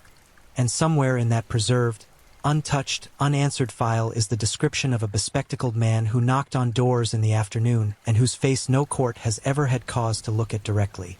For the families, the silence of the ensuing years has been its own particular form of suffering. There is a specific psychological category of grief reserved for loss that comes without resolution, the kind of wound that cannot close because the event that caused it is still technically open, still pending, still waiting for a conclusion that has not arrived. The husband of Clesiaria Tavares de Sales, who came home on July 3, 2002, to find his wife dead beneath a blanket in their bedroom, who had walked into the house believing he was bringing good news about a new job. That man was left not only with the grief of her murder, but with the additional weight of a case that went unsolved, an investigation that ended without a name, a system that could not give him the specific and named accounting he deserved. The daughter who told her father that her mother was sleeping. She grew up in the shadow of that day, of that discovery, of the fact that the man responsible was never found. The brother-in-law who arrived at Asar's home in November 2001 and unknowingly interrupted an attack, saving her life without knowing he was doing it. He never knew, in the full legal and confirmed sense, who it was that he had driven away. Criminologist Alana Kassoui, who spent months consulting with the police and whose analysis shaped the investigative approach to the case, spoke publicly about the profound difficulty of working on crimes where the perpetrator leaves no biological trace, where the victim's testimonies, however consistent and compelling, are insufficient to produce an identification, and where the institutional capacity for behavioral profiling is limited. She was not criticizing the police. She was describing a structural reality of criminal investigation in early 2000s Brazil that made cases like this one disproportionately difficult to resolve. The Guarulhos strangler had operated in a gap between what was known and what could be proven, between the shape of the perpetrator as understood from behavioral evidence and the specific person who corresponded to that shape. He walked into that gap and the gap closed around him. What remains, in the absence of justice, is documentation. The names of the victims are documented. Their ages are known. Elisangela was 24. Joyce was 18. Elianilda was 13. Maria Augusta was 31. Maria Noemia was 23. Clesiaria was 22. Ivanide was 25. Cleonice was 25. These were real people, not abstractions, not case numbers. They lived in the residential neighborhoods of Guarulhos, in ordinary houses on ordinary streets, and they were killed in the middle of ordinary days by a man who knocked on their doors and had a plausible reason for being there. The fear that spread through Guarulhos in 2001 and 2002 was not irrational, and it was not temporary. It rewired the social behavior of an entire city. It made women look at midday as a time of danger rather than safety. It made a knock on the door into a source of dread. It deposited something into the psychological foundation of those neighborhoods that years of absence and silence could not fully excavate. Because the silence was not the silence of resolution. It was the silence of an open question with no one standing in front of it to answer. The Guarulhos strangler killed 8 women. He attacked 10. He was never identified. He was never arrested. He was never convicted. And somewhere in the city of Guarulhos, or somewhere beyond it, or somewhere unreachable by the tools of official inquiry, he exists as a fact without a name, a crime without a face, a story without an ending. The ghost of Guarulhos still has not been found, and the case remains open. If you're enjoying these stories, don't forget to leave a comment. I'd love to hear where you're tuning in from and what time it is in your part of the world. And if you haven't already, be sure to like this video and subscribe so you don't miss the next true crime story to help you drift off to sleep. Now, let's move on to our third story. Story 3. The Monster of Passo Fundo.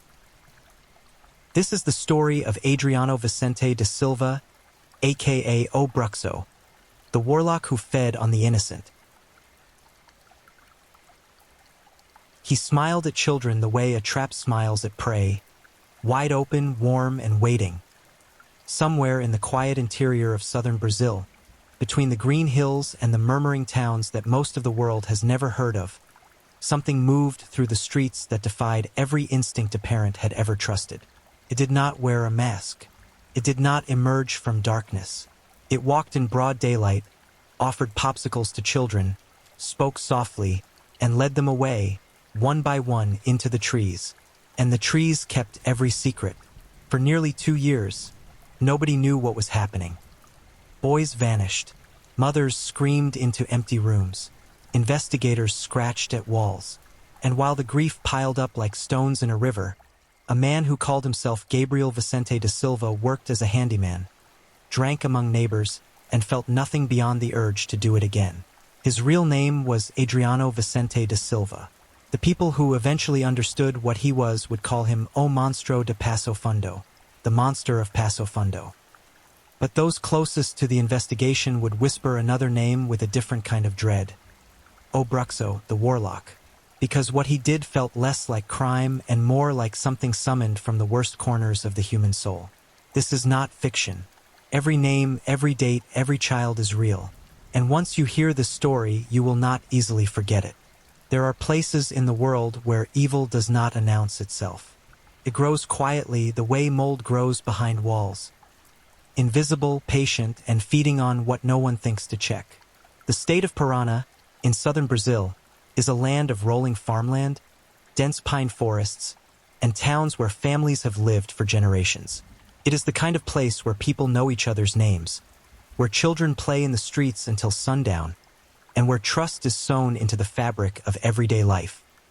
It was here, in 1980, that Adriano Vicente da Silva was born into a world that would, by his own account, begin to fracture him almost immediately. Da Silva grew up in a household that did not shield him from hardship. He would later tell investigators and psychiatrists that his childhood was not one of warmth and guidance, but of disruption, confusion, and early exposure to violence, both as witness and as victim. By his own words, he dropped out of school after the 5th grade, cutting off his formal education at an age when most children are just beginning to understand the world around them. Without the structure of schooling, without the social compass that comes from sustained interaction with peers and authority, Da Silva drifted into a kind of unsupervised wilderness of the self. He began practicing Muay Thai at the age of 10. On its surface, this is unremarkable. Martial arts training is common among Brazilian boys from all walks of life. But those around him noticed something that set him apart from other young practitioners. A cruelty that went beyond competitive instinct. He was not aggressive in the way ambitious fighters are aggressive. He was aggressive in the way something feral is aggressive, without boundary, without remorse, and often without target. He was known in his community for cruelty to animals, a detail that, in retrospect, reads as one of the clearest early warning signs that investigators would later piece together. The willingness to inflict suffering on creatures that cannot fight back, cannot report, and cannot be believed. It is a specific kind of pleasure, and Adriano Vicente da Silva had learned to feel it. When he was 12 years old, a neighbor sexually abused him. This trauma, real and devastating, would be cited in later years both by da Silva himself and by those attempting to understand how a boy becomes what he eventually became. It is important to state clearly that trauma does not manufacture killers. The vast majority of people who survive childhood sexual abuse go on to live full, compassionate lives without ever harming another person.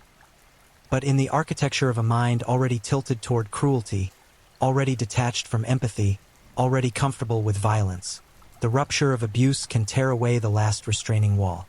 Whatever internal compass Adriano had been navigating by, the abuse at 12 seems to have shattered it. 2 years later, when he was 14, his parents separated. For a child already carrying unprocessed trauma, already withdrawn from formal education, already defined by aggression rather than connection, the dissolution of his family's remaining structure delivered another blow to whatever chance existed for a different outcome. Da Silva internalized these losses not as grief to be mourned, but as wounds to be answered. And the language he chose for that answer was violence. By the time he was 15 years old, Adriano Vicente da Silva had already decided he wanted to kill someone. This is not speculation. This is what he told psychiatrists. He claimed that at 15, he attacked a classmate with murderous intent. The boy survived, and what followed was not guilt, not horror at what he had almost done, not a reckoning with his own darkness. It was frustration. He had failed, and failure, to a mind like his, was merely an obstacle between desire and fulfillment. For the years that followed, Da Silva existed on the margins. He moved through Parana without fixed purpose, without meaningful employment, without anchoring relationships. He was the kind of person who fades into the background of a town, unremarkable to look at, apparently harmless in casual interaction, forgotten the moment he stepped out of view. This invisibility would become his greatest weapon. He was not a man who inspired unease on first meeting. He could be agreeable. He could be helpful. He was physically capable, skilled in the techniques of Muay Thai, capable of sudden and overwhelming force, but he kept that concealed beneath the surface of the ordinary. Then, sometime in 2001, the mask slipped for the first time on record. In União de Vitória, a mid-sized city in Parana, Da Silva robbed and killed a taxi driver. The murder was not impulsive in the way of a panicked robbery gone wrong. It carried the hallmark of someone who had rehearsed this moment in his mind many times before finally acting on it. He was caught, tried, and sentenced to 27 years in prison. It seemed, to those who processed the paperwork and closed the case, like the end of the story. It was nowhere near the beginning of the end. It was merely the prologue. Prison, for Adriano Vicente da Silva, was not a destination. It was a pause. At some point following his incarceration, the precise details of his escape were never fully publicized. He broke free from the facility where he was being held. He did not turn himself in. He did not surface near his home or among people who knew him. Instead, he reinvented himself. He traveled south, crossing into the state of Rio Grande do Sul, and buried his identity beneath a new name. To the residents of the cities he would soon haunt, he was Gabriel Vicente da Silva, a hardworking, unremarkable handyman, available for odd jobs, generally pleasant to those who hired him, and carrying no visible shadow of what walked behind his eyes. Rio Grande do Sul is the southernmost state of Brazil, bordering Uruguay and Argentina. Its interior is a landscape of rivers and forests, of towns connected by long rural roads where the distances between neighbors are measured not in meters but in minutes of walking. In the early 2000s, these communities were tight-knit in the way of places where everyone eventually knows everyone else, but that closeness carried a blind spot. Strangers who arrived bearing tools and a willingness to work were welcomed without suspicion. Adriano da Silva understood this perfectly. He settled into the rhythms of manual labor. He repaired things. He moved from job to job, from town to town across the interior of the state, touching places like Passo Fundo, Sananduva, Soledade, and Lagoa Vermelha. To the adults who hired him, he was nothing more than a functional presence. A man who showed up, did what was needed, and asked for his payment. To the children of these towns, however, he was something else entirely. He watched them, cataloged them, measured their routines and their trust. And then, with a patience that is almost more disturbing than the violence itself, he began to choose. By August 2002, the urge he had described at 15, the compulsion that had driven him to attack a classmate, that had fueled the murder of a taxi driver, had evolved into something far more specific and far more monstrous. He had refined his target. He had refined his method. And he had found the perfect terrain. The forested edges of small Brazilian towns, where trees stood close together and the sounds of the world did not carry far. His pattern was methodical and deliberately calibrated to exploit the natural trust of children. He would approach young boys, aged between 8 and 14, in public spaces, streets, squares, areas near schools, places where children moved freely because their parents had taught them to trust their surroundings. He would strike up conversations with ease. He was not threatening in appearance. He did not loom or intimidate. He offered money. He offered popsicles, small, sweet treats that cost him nothing and bought him everything. He would tell them he needed help with something just beyond the edge of the town, just past the tree line, just far enough that by the time anything went wrong, no one would hear. And the boys, because they were children and because children are built to trust adults who offer kindness, went with him. Ederson Leite was 12 years old. He lived in Lagoa Vermelha. He was, by all accounts, a perfectly ordinary boy living a perfectly ordinary life, the kind of life that should have stretched forward for decades. On August 16, 2002, he was out in the street selling raffle tickets, a common activity for children raising money for schools or community events in Brazilian towns. This was how Adriano Vicente da Silva found him. He approached. He spoke. He made Ederson an offer. And then he led the 12-year-old boy away from the street, away from the sound of ordinary life, and into the trees. What happened there was brutal beyond any comfortable description. Da Silva, trained in Muay Thai since the age of 10, used those skills on a child. He struck the boy with the calculated, practiced force of a martial artist. Not in rage, but in cold execution. When the boy was no longer capable of resistance, Da Silva sexually violated him. And then he strangled him, using a rope, until Ederson Leite was gone from the world. The body was found. The community of Lagoa Vermelha was shaken. Investigators arrived. Questions were asked. But no clear suspect emerged. Da Silva had already moved on, carrying the weight of what he had done with something that did not resemble guilt. In the psychiatric evaluation that would come years later, he would say that after the first killing, he felt remorse only for the first one. And even that remorse was not enough to stop him. Nothing was. For months following Ederson's murder, the towns of Rio Grande do Sul's interior continued their lives as towns do, cautiously, with sorrow tucked beneath the surface, but without the knowledge that what had happened was not an isolated incident. Da Silva watched. He waited. He worked his handyman jobs and drank in local bars and looked at boys on the streets and did not stop wanting. The interval between Ederson's death in August 2002 and the next documented attack stretched across many months. Long enough that the communities may have begun to breathe again. Long enough that the specific alertness that follows tragedy may have dulled just slightly at its edges. And that was precisely the moment Adriano Vicente da Silva preferred. Not panic, not high vigilance, the exact quiet space between disaster and forgetting. By 2003, the silence would end. And what followed would be so relentless, so concentrated in its violence, that the towns of Rio Grande do Sul's interior would never fully recover their sense of safety. The monster of Passo Fundo was no longer warming up. He had arrived. What makes his method particularly disturbing, beyond the violence itself, beyond the specific targeting of children, is the patience woven through it. He was not driven by impulse in the way that leads to mistakes and captures. He was driven by something colder, a sustained, organized appetite that knew how to wait, how to select, and how to disappear afterward. He blended into communities not because he was especially charismatic or clever, but because he understood what people expected to see. A working man, a quiet neighbor, someone who asked for nothing unusual and offered nothing that raised alarm. He wore normalcy like a second skin, and beneath it kept everything that was real about him entirely hidden.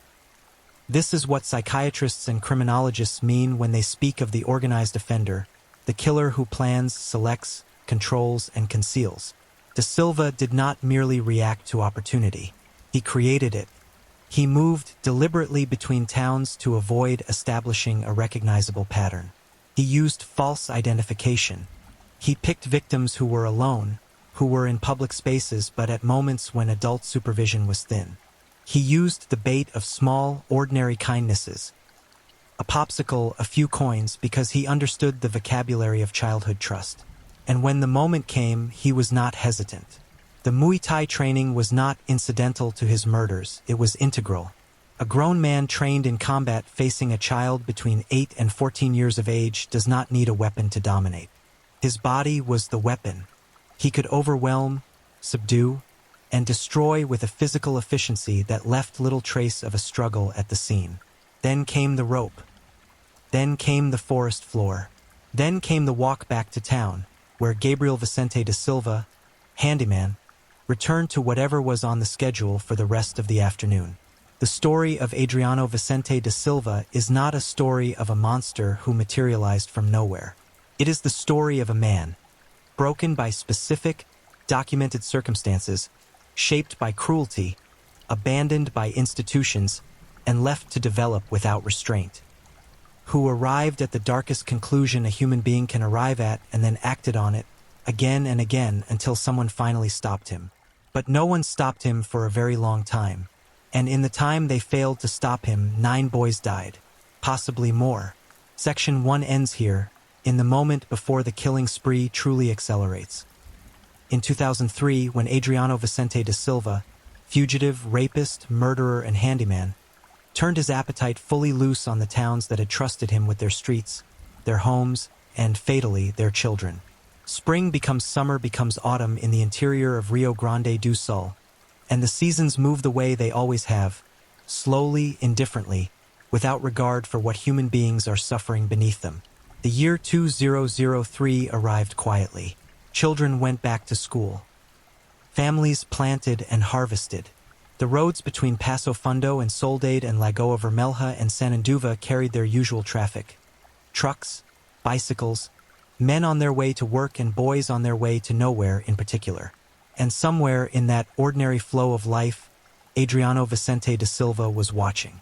The murder of Ederson Leite in August 2002 had not been solved. Investigators had opened a case and pursued leads that led nowhere solid.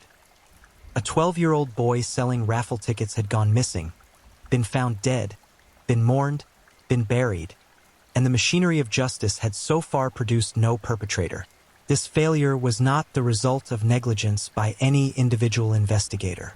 It was the result of what da Silva had engineered.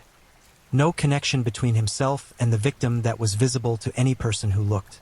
No motive tied to family or community grievance. A stranger killing, in a region where strangers were not uncommon, during a time when the specific pattern of a serial predator had not yet fully revealed itself. That pattern would reveal itself in 2003 with a velocity that horrified everyone who witnessed it. April 2003, the town of Soledade. Douglas Oliveira Haas was 10 years old. 10 years old. Still young enough to be lifted off the ground, still young enough to believe that an adult offering help was, by default, offering something safe. Da Silva found him, or someone matching his precise profile found him, and Douglas was drawn away from the world he knew using the same technique that had claimed Ederson months before. The offer of money or treats, the walk toward the trees, the disappearance. Douglas Oliveira Haas was beaten using martial arts techniques by a man with a decade and a half of training in exactly that. He was sexually violated. He was strangled with a rope. His body was left in a wooded area. He was 10 years old. The police of Soledade and the surrounding region now had a second dead boy whose death bore striking similarities to Ederson Leite's. Young male victim, sexual assault, strangulation, forest location. Yet the investigation still had no face, no name, no clear thread to pull. The communities were told to be careful. Parents gripped their children's hands a little more tightly at the market. Teachers watched the schoolyard more attentively. And Adriano Vicente da Silva moved on to the next town. July 2003, Passo Fundo. The largest city in his range of operations, a regional hub of commerce and culture in the north of Rio Grande do Sul, a city of hospitals and universities and busy streets. Valnei Siqueira dos Santos was 12 years old. He disappeared on July 9, 2003. His disappearance was reported. The family searched. Neighbors searched. The absence of a 12-year-old boy in a city like Passo Fundo generates concern immediately, but concern, without direction, cannot find a ghost. Valnei Siqueira dos Santos vanished into the same silence that had swallowed Douglas and Ederson before him. His body, when it was eventually located, confirmed what the investigation had been quietly and terrifyingly accumulating. The same pattern, the same method, the same unmistakable signature written in violence. But September 2003 was when the monster of Passo Fundo most fully earned his name. Within that single month, 3 boys were killed. 3. The predator who had been methodical, patient, and spaced in his attacks suddenly compressed his timeline in a way that suggested escalation. An appetite no longer willing to wait between feedings.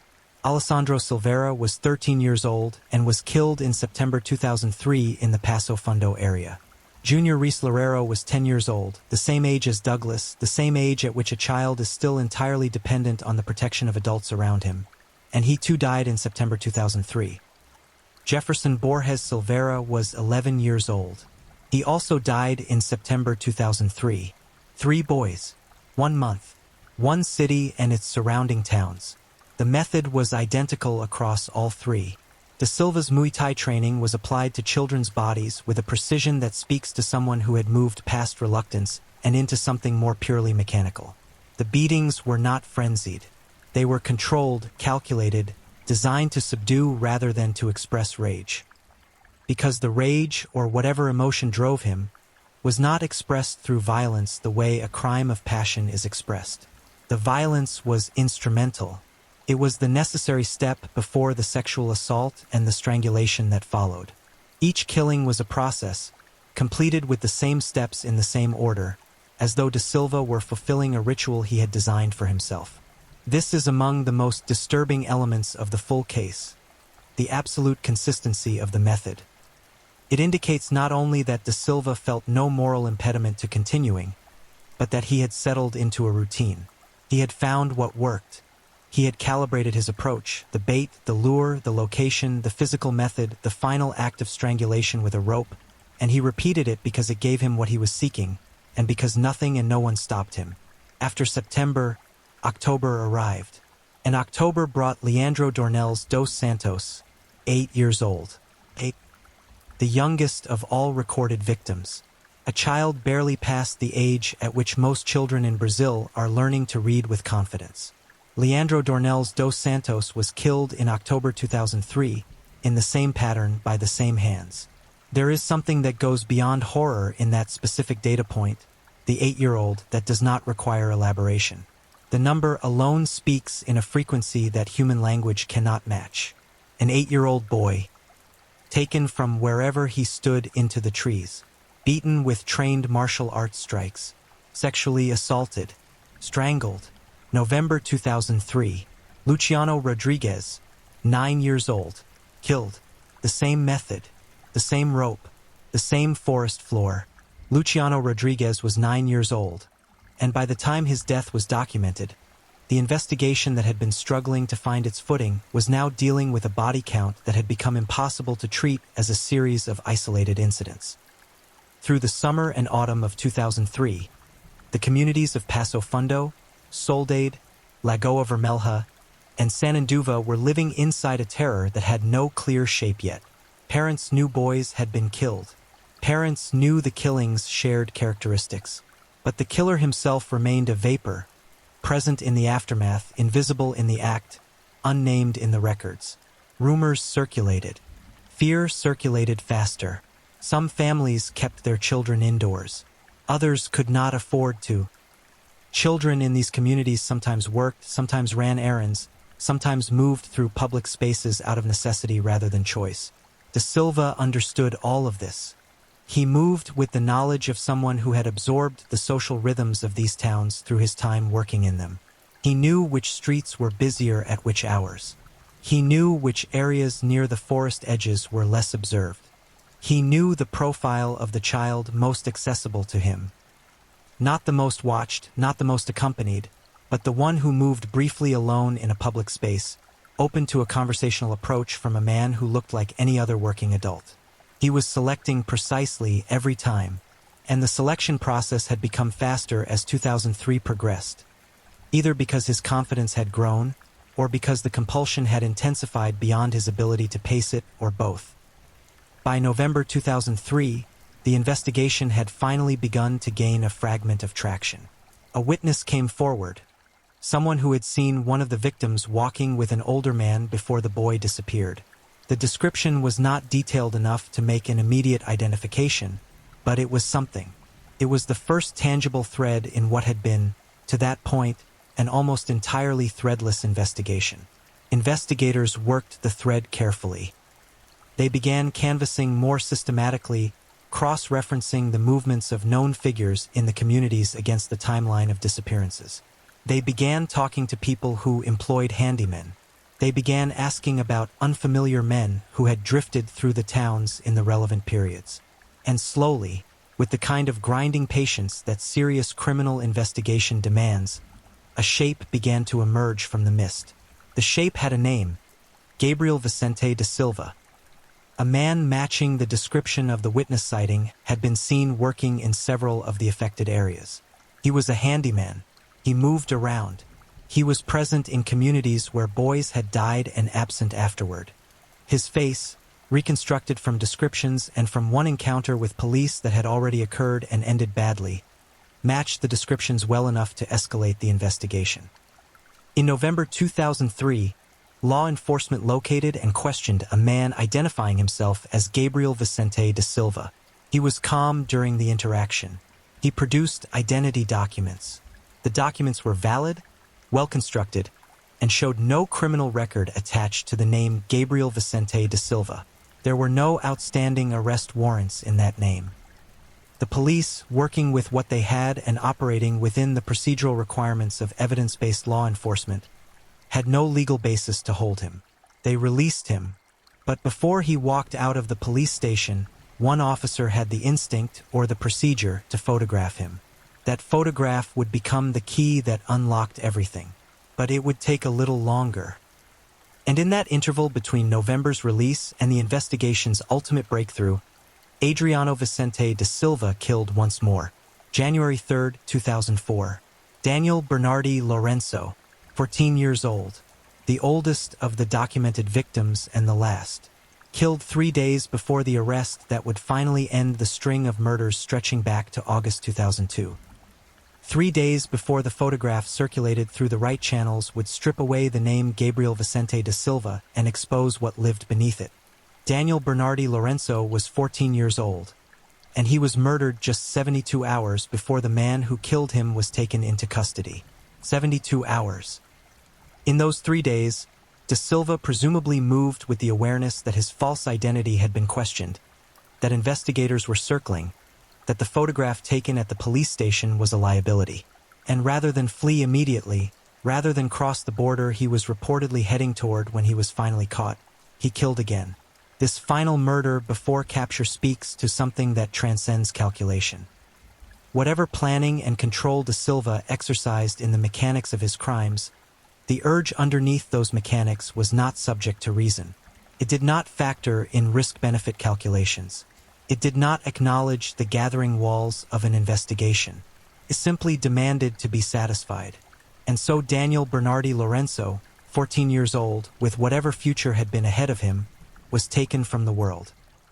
By the time investigators connected the photograph of Gabriel Vicente da Silva through channels that reached back into Parana, da Silva's home state, and showed it to officers there who recognized the face immediately as belonging to a convicted murderer and prison escapee named Adriano da Silva, the net had already begun to close. The monster of Paso Fundo had 9 confirmed victims in Rio Grande do Sul, possibly more. He had 1 prior murder conviction from Parana. He had escaped prison. He had built a false identity. And now, with his photograph in the hands of investigators who finally knew his real name, the question was no longer whether he would be caught. It was only when and whether he would kill anyone else first. The answer to the second part of that question was no, but barely. There is a particular quality to the days that precede a major arrest.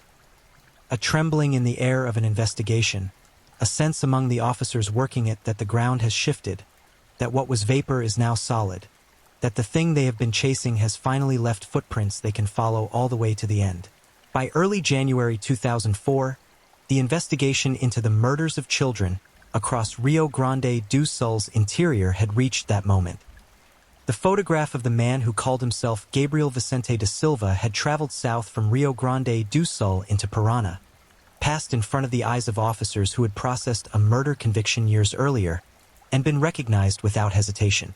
That face belonged to Adriano Vicente da Silva, convicted murderer, rapist, prison escapee, and now the primary suspect in the deaths of an unknown number of boys spread across multiple cities in one of Brazil's southernmost states. The officers in Parana confirmed it quickly. The communication went back to Rio Grande do Sul, and the decision was made to go wide, to spread the image as broadly as possible, through news media and through wanted posters distributed across multiple cities, with the specific goal of turning every pair of civilian eyes in the region into a potential instrument of capture. It was an effective choice.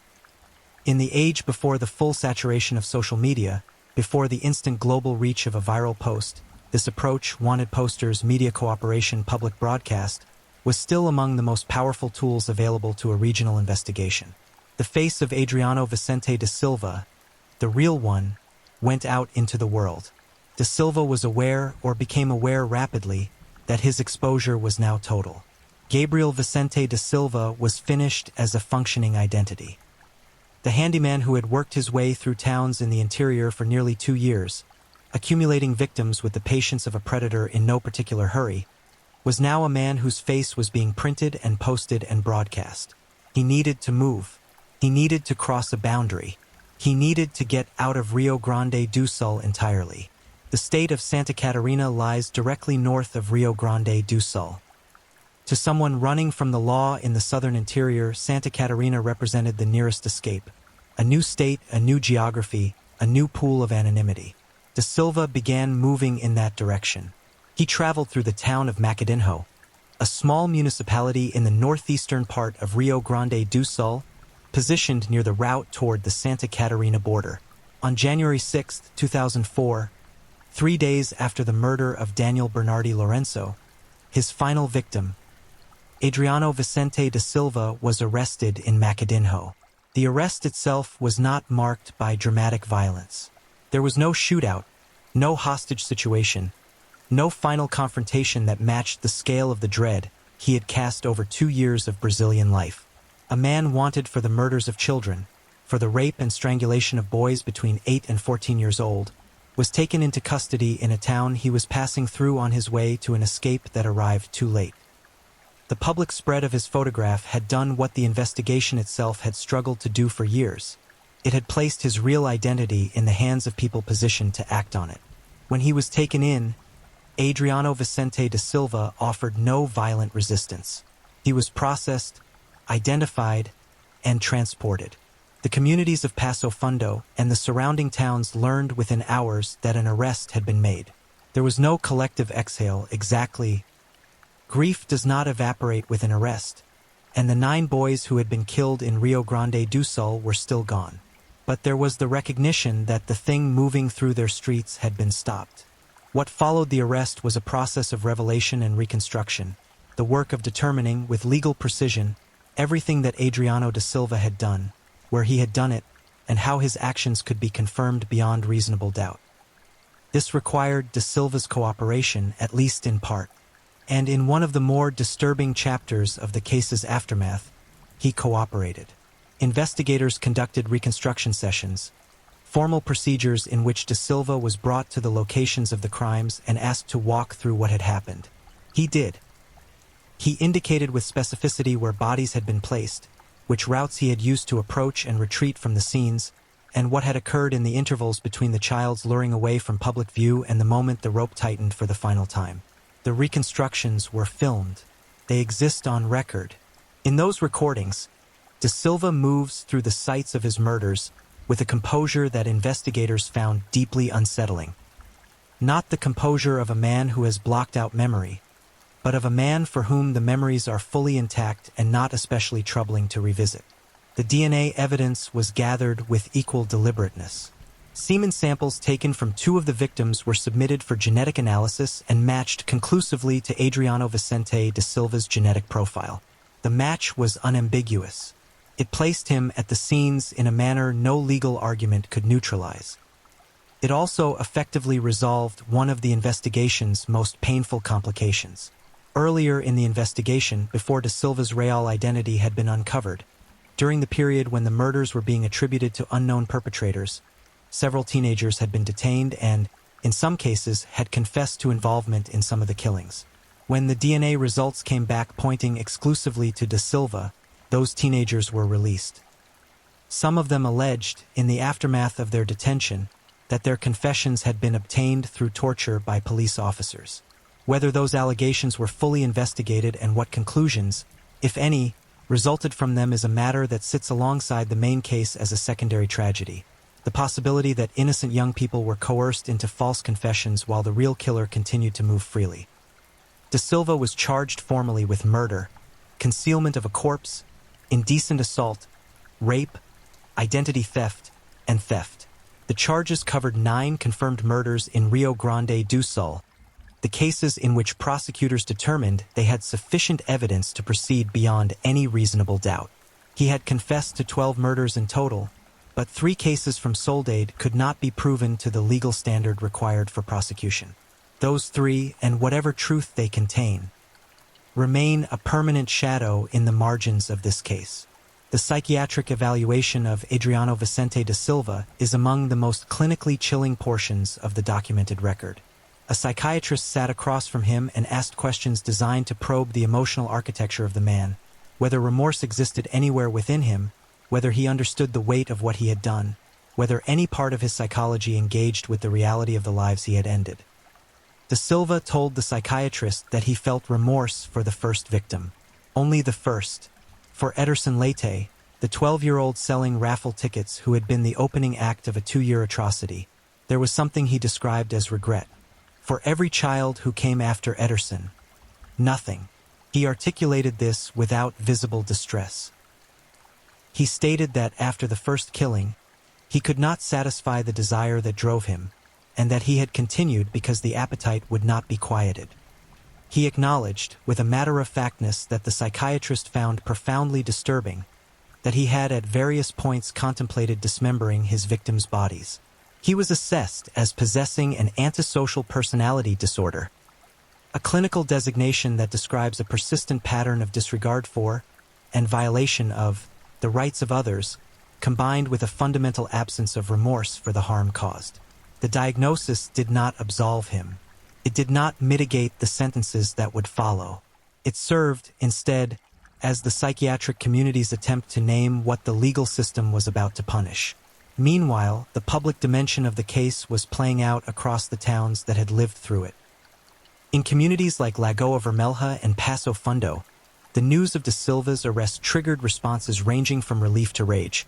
Families of victims were confronted with the simultaneous reality of knowing who had taken their sons and understanding that the knowledge changed nothing about the absence. The boys were still gone. The men who had sold raffle tickets with them, who had played in the streets beside them, who had called them friends, they were still left behind in a world from which those boys had been violently removed. There were community members who wanted more than the legal process would provide. There were those who advocated publicly for sentences beyond what the Brazilian penal system was designed to deliver. There was anger at the length of time it had taken. The years of killings, the missed opportunity when Da Silva had walked out of a police station in November 2003 with a false ID and a photograph as the only casualty, the 3 additional boys who had died after that interaction. The prosecutors who built the cases against Da Silva did so methodically, knowing that the evidence was overwhelming and that the only meaningful question in the courtroom was not guilt but sentencing. The trials unfolded across several years.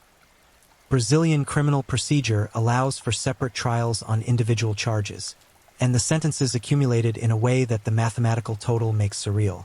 22 years for Ederson Leite, 21 years each for Douglas Oliveira Haas and Alessandro Silveira, 32 years for Valnei Siqueira dos Santos, whose case went through an appeal process that produced a second, higher sentence. The combined total of the sentences handed down across all proceedings, 264 years imprisonment. 264 years.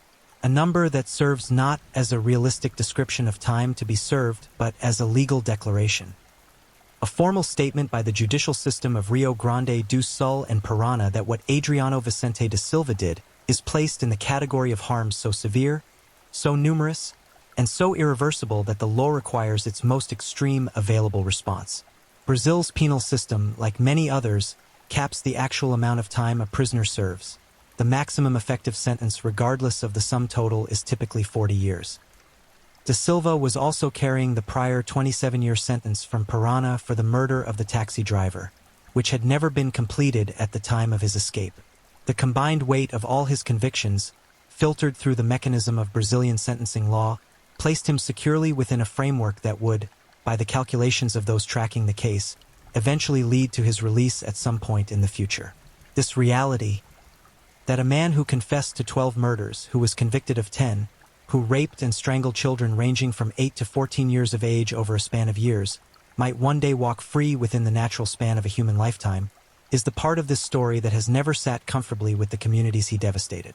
As of October 2022, Adriano Vicente da Silva was being held at the Charquetas High Security Penitentiary, a maximum security facility in Rio Grande do Sul, positioned in a region far removed from the towns where the murders occurred. Reports from 2022, which marked the 20th anniversary of the discovery of the first victim, indicated that legal projections suggested his release could be imminent within the coming decade, depending on the application of various penal regulations.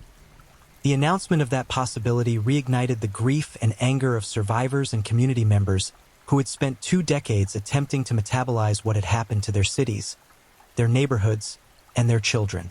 There is a point in every case of serial violence at which the legal machinery completes its work and the community is left holding something the law cannot take away and cannot adequately address: the weight of what happened.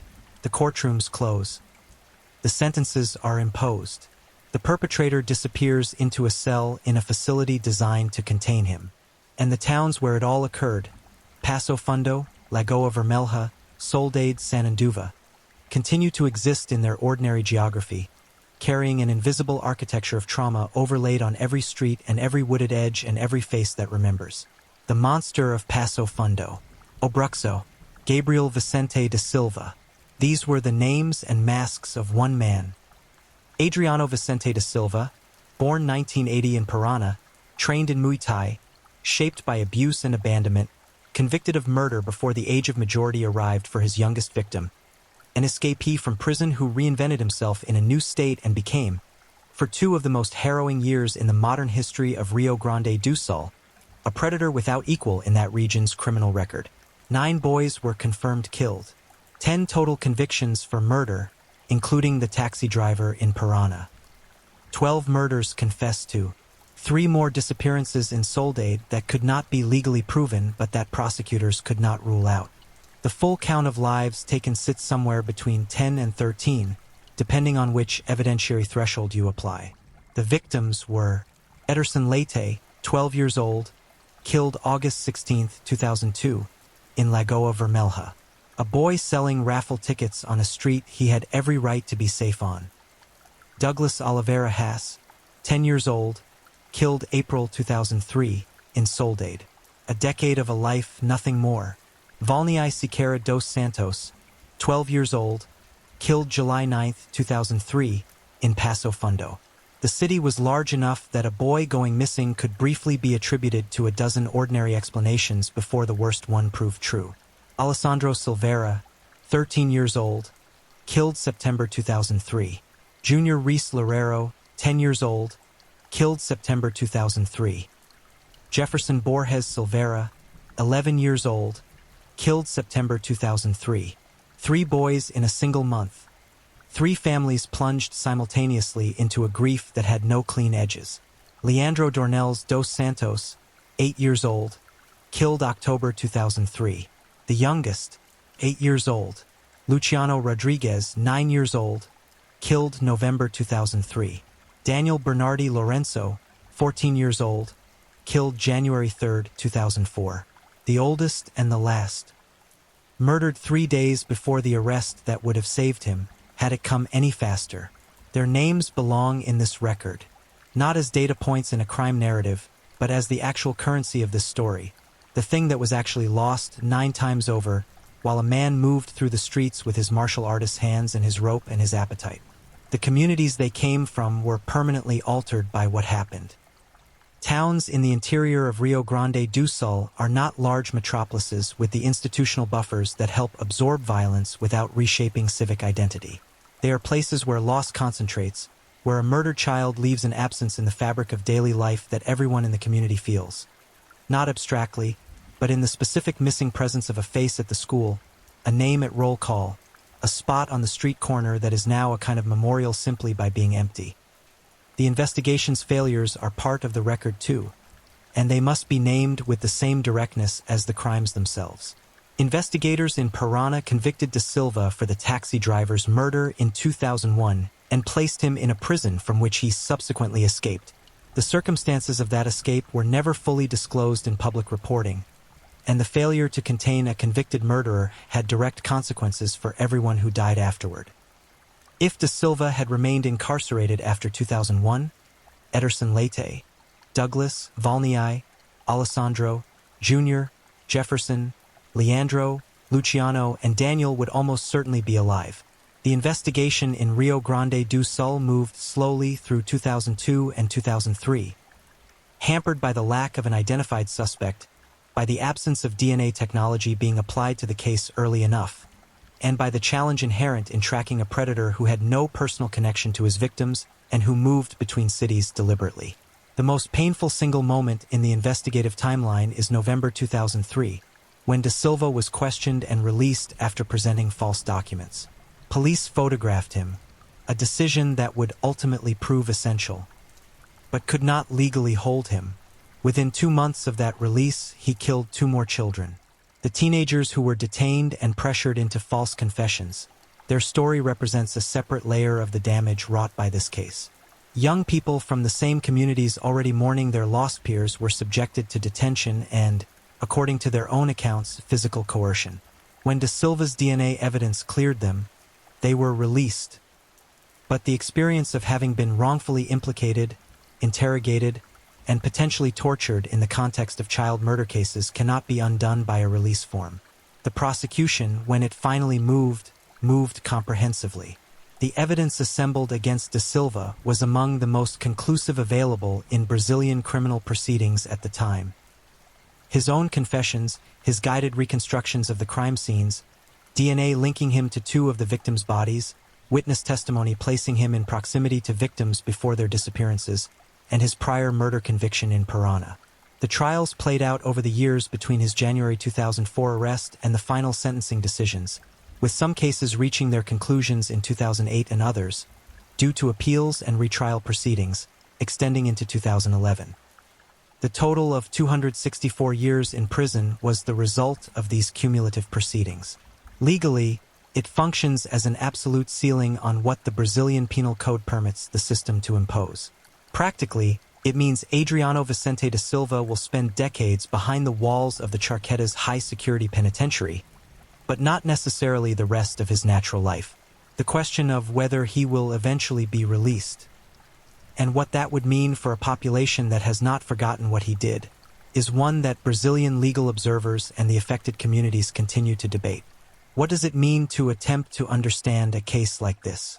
Not to excuse, there is nothing here that approaches excuse, but to trace the full line of causation from beginning to end, to account for every stage of a process that produced a man who killed 9 children and felt remorse for only the first one. It means holding 2 things simultaneously. First, that the documented circumstances of Da Silva's life, the sexual abuse at 12, the abandonment of formal schooling, the family dissolution at 14, the cruelty already embedded before any of those events, do not justify or mitigate what he did. The overwhelming majority of people who survive childhood abuse do not become predators. Trauma explains, it does not excuse. Second, that ignoring those circumstances entirely, treating the case as a story of pure inexplicable evil requiring no contextual understanding, forfeits the possibility of prevention. Every future case of this nature that goes undetected for as long as this one did is a failure of systems, prison systems, investigative systems, community protection systems, that can, with study and reform, be made to function better. Da Silva moved freely for nearly 2 years after murdering Ederson Leite. He killed 9 boys in Rio Grande do Sul alone. He did it using a method so consistent that it was practically a signature, and yet the signature was not read clearly enough until November 2003. He had been in prison for murder. He escaped from prison. He killed again. These are systemic failures attached to an individual case, and naming them is not a diminishment of the grief of the victims' families. It is the necessary work of preventing the next case. The 20th anniversary of Ederson Leite's death, August 2022, brought renewed attention to the case in Brazil. News organizations revisited the timeline.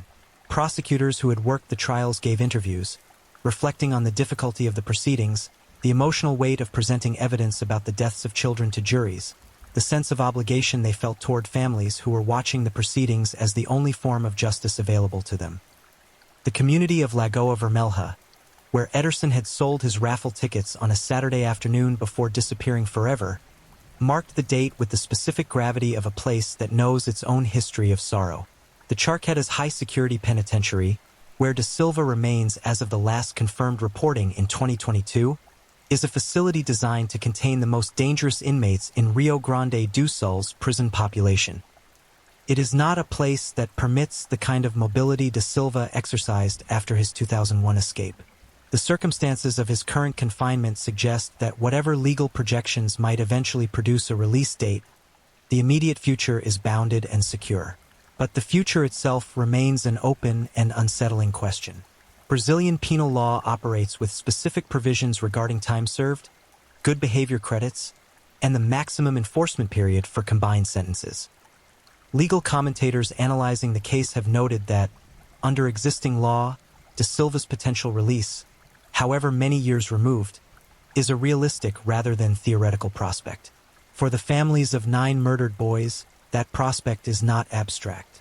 It is a fixture in the ongoing experience of grief, one more indignity attached to losses that were never fair and never resolved. Adriano Vicente da Silva called himself Gabriel Vicente da Silva and lived among people who trusted the name. He used popsicles and coins to lure children. He used trained hands to subdue them. He used a rope to finish them. He left them in the trees and walked back into towns where he had handyman jobs waiting and nobody's suspicion to navigate. He did this for nearly 2 years. He confessed to 12 murders and expressed remorse for one. The towns of Rio Grande do Sul's interior, Passo Fundo and Lagoa Vermelha and Soledade and Sananduva, exist today in the ordinary way of towns, with streets and markets and schools and children playing near trees. But the children who play near those trees now belong to parents who lived through 2002 and 2003 and who carry a knowledge those children do not yet have. A knowledge about how danger can move through a familiar landscape wearing a working man's clothes. A knowledge about what can happen in the brief interval between the moment a child accepts an offer from a stranger and the moment that stranger emerges alone from the trees. That knowledge is the inheritance Da Silva left in the towns where he operated. It sits alongside the more painful inheritance. The names of 9 boys who did not grow up, did not grow old, did not become whatever they might have been. Ederson, Douglas, Valnei, Alessandro, Junior, Jefferson, Leandro, Luciano, Daniel. 9 names. 9 lives extinguished in the forested interior of southern Brazil by a man who had been tried for murder before, imprisoned, escaped, reinvented himself, and was released from a police station with a photograph as his only consequence. 1 month before 2 more of those names were added to the list. Adriano Vicente da Silva, a.k.a. Gabriel Vicente da Silva, a.k.a. Obruxo, a.k.a. the Monster of Passo Fundo, is serving 264 years in the Charquetas high-security penitentiary. He was born in 1980. He is alive. The 9 boys he murdered were born between 1989 and 1995. They are not. That is the full and final accounting of this case. Not the legal sentence, not the psychiatric diagnosis, not the investigative timeline, but the irreducible truth at the center of everything. 9 children lived, 9 children were taken, and the man who took them is still here while they are not. That is the weight this story leaves behind. And it is a weight that no courtroom, no sentence, and no narrative, however carefully constructed, can fully lift. Thank you for listening and being part of this dive into the dark and fascinating stories that keep us all on edge. If you enjoyed the ride, remember to like, subscribe, and share with others who crave a good mystery. Tell us where you're watching from.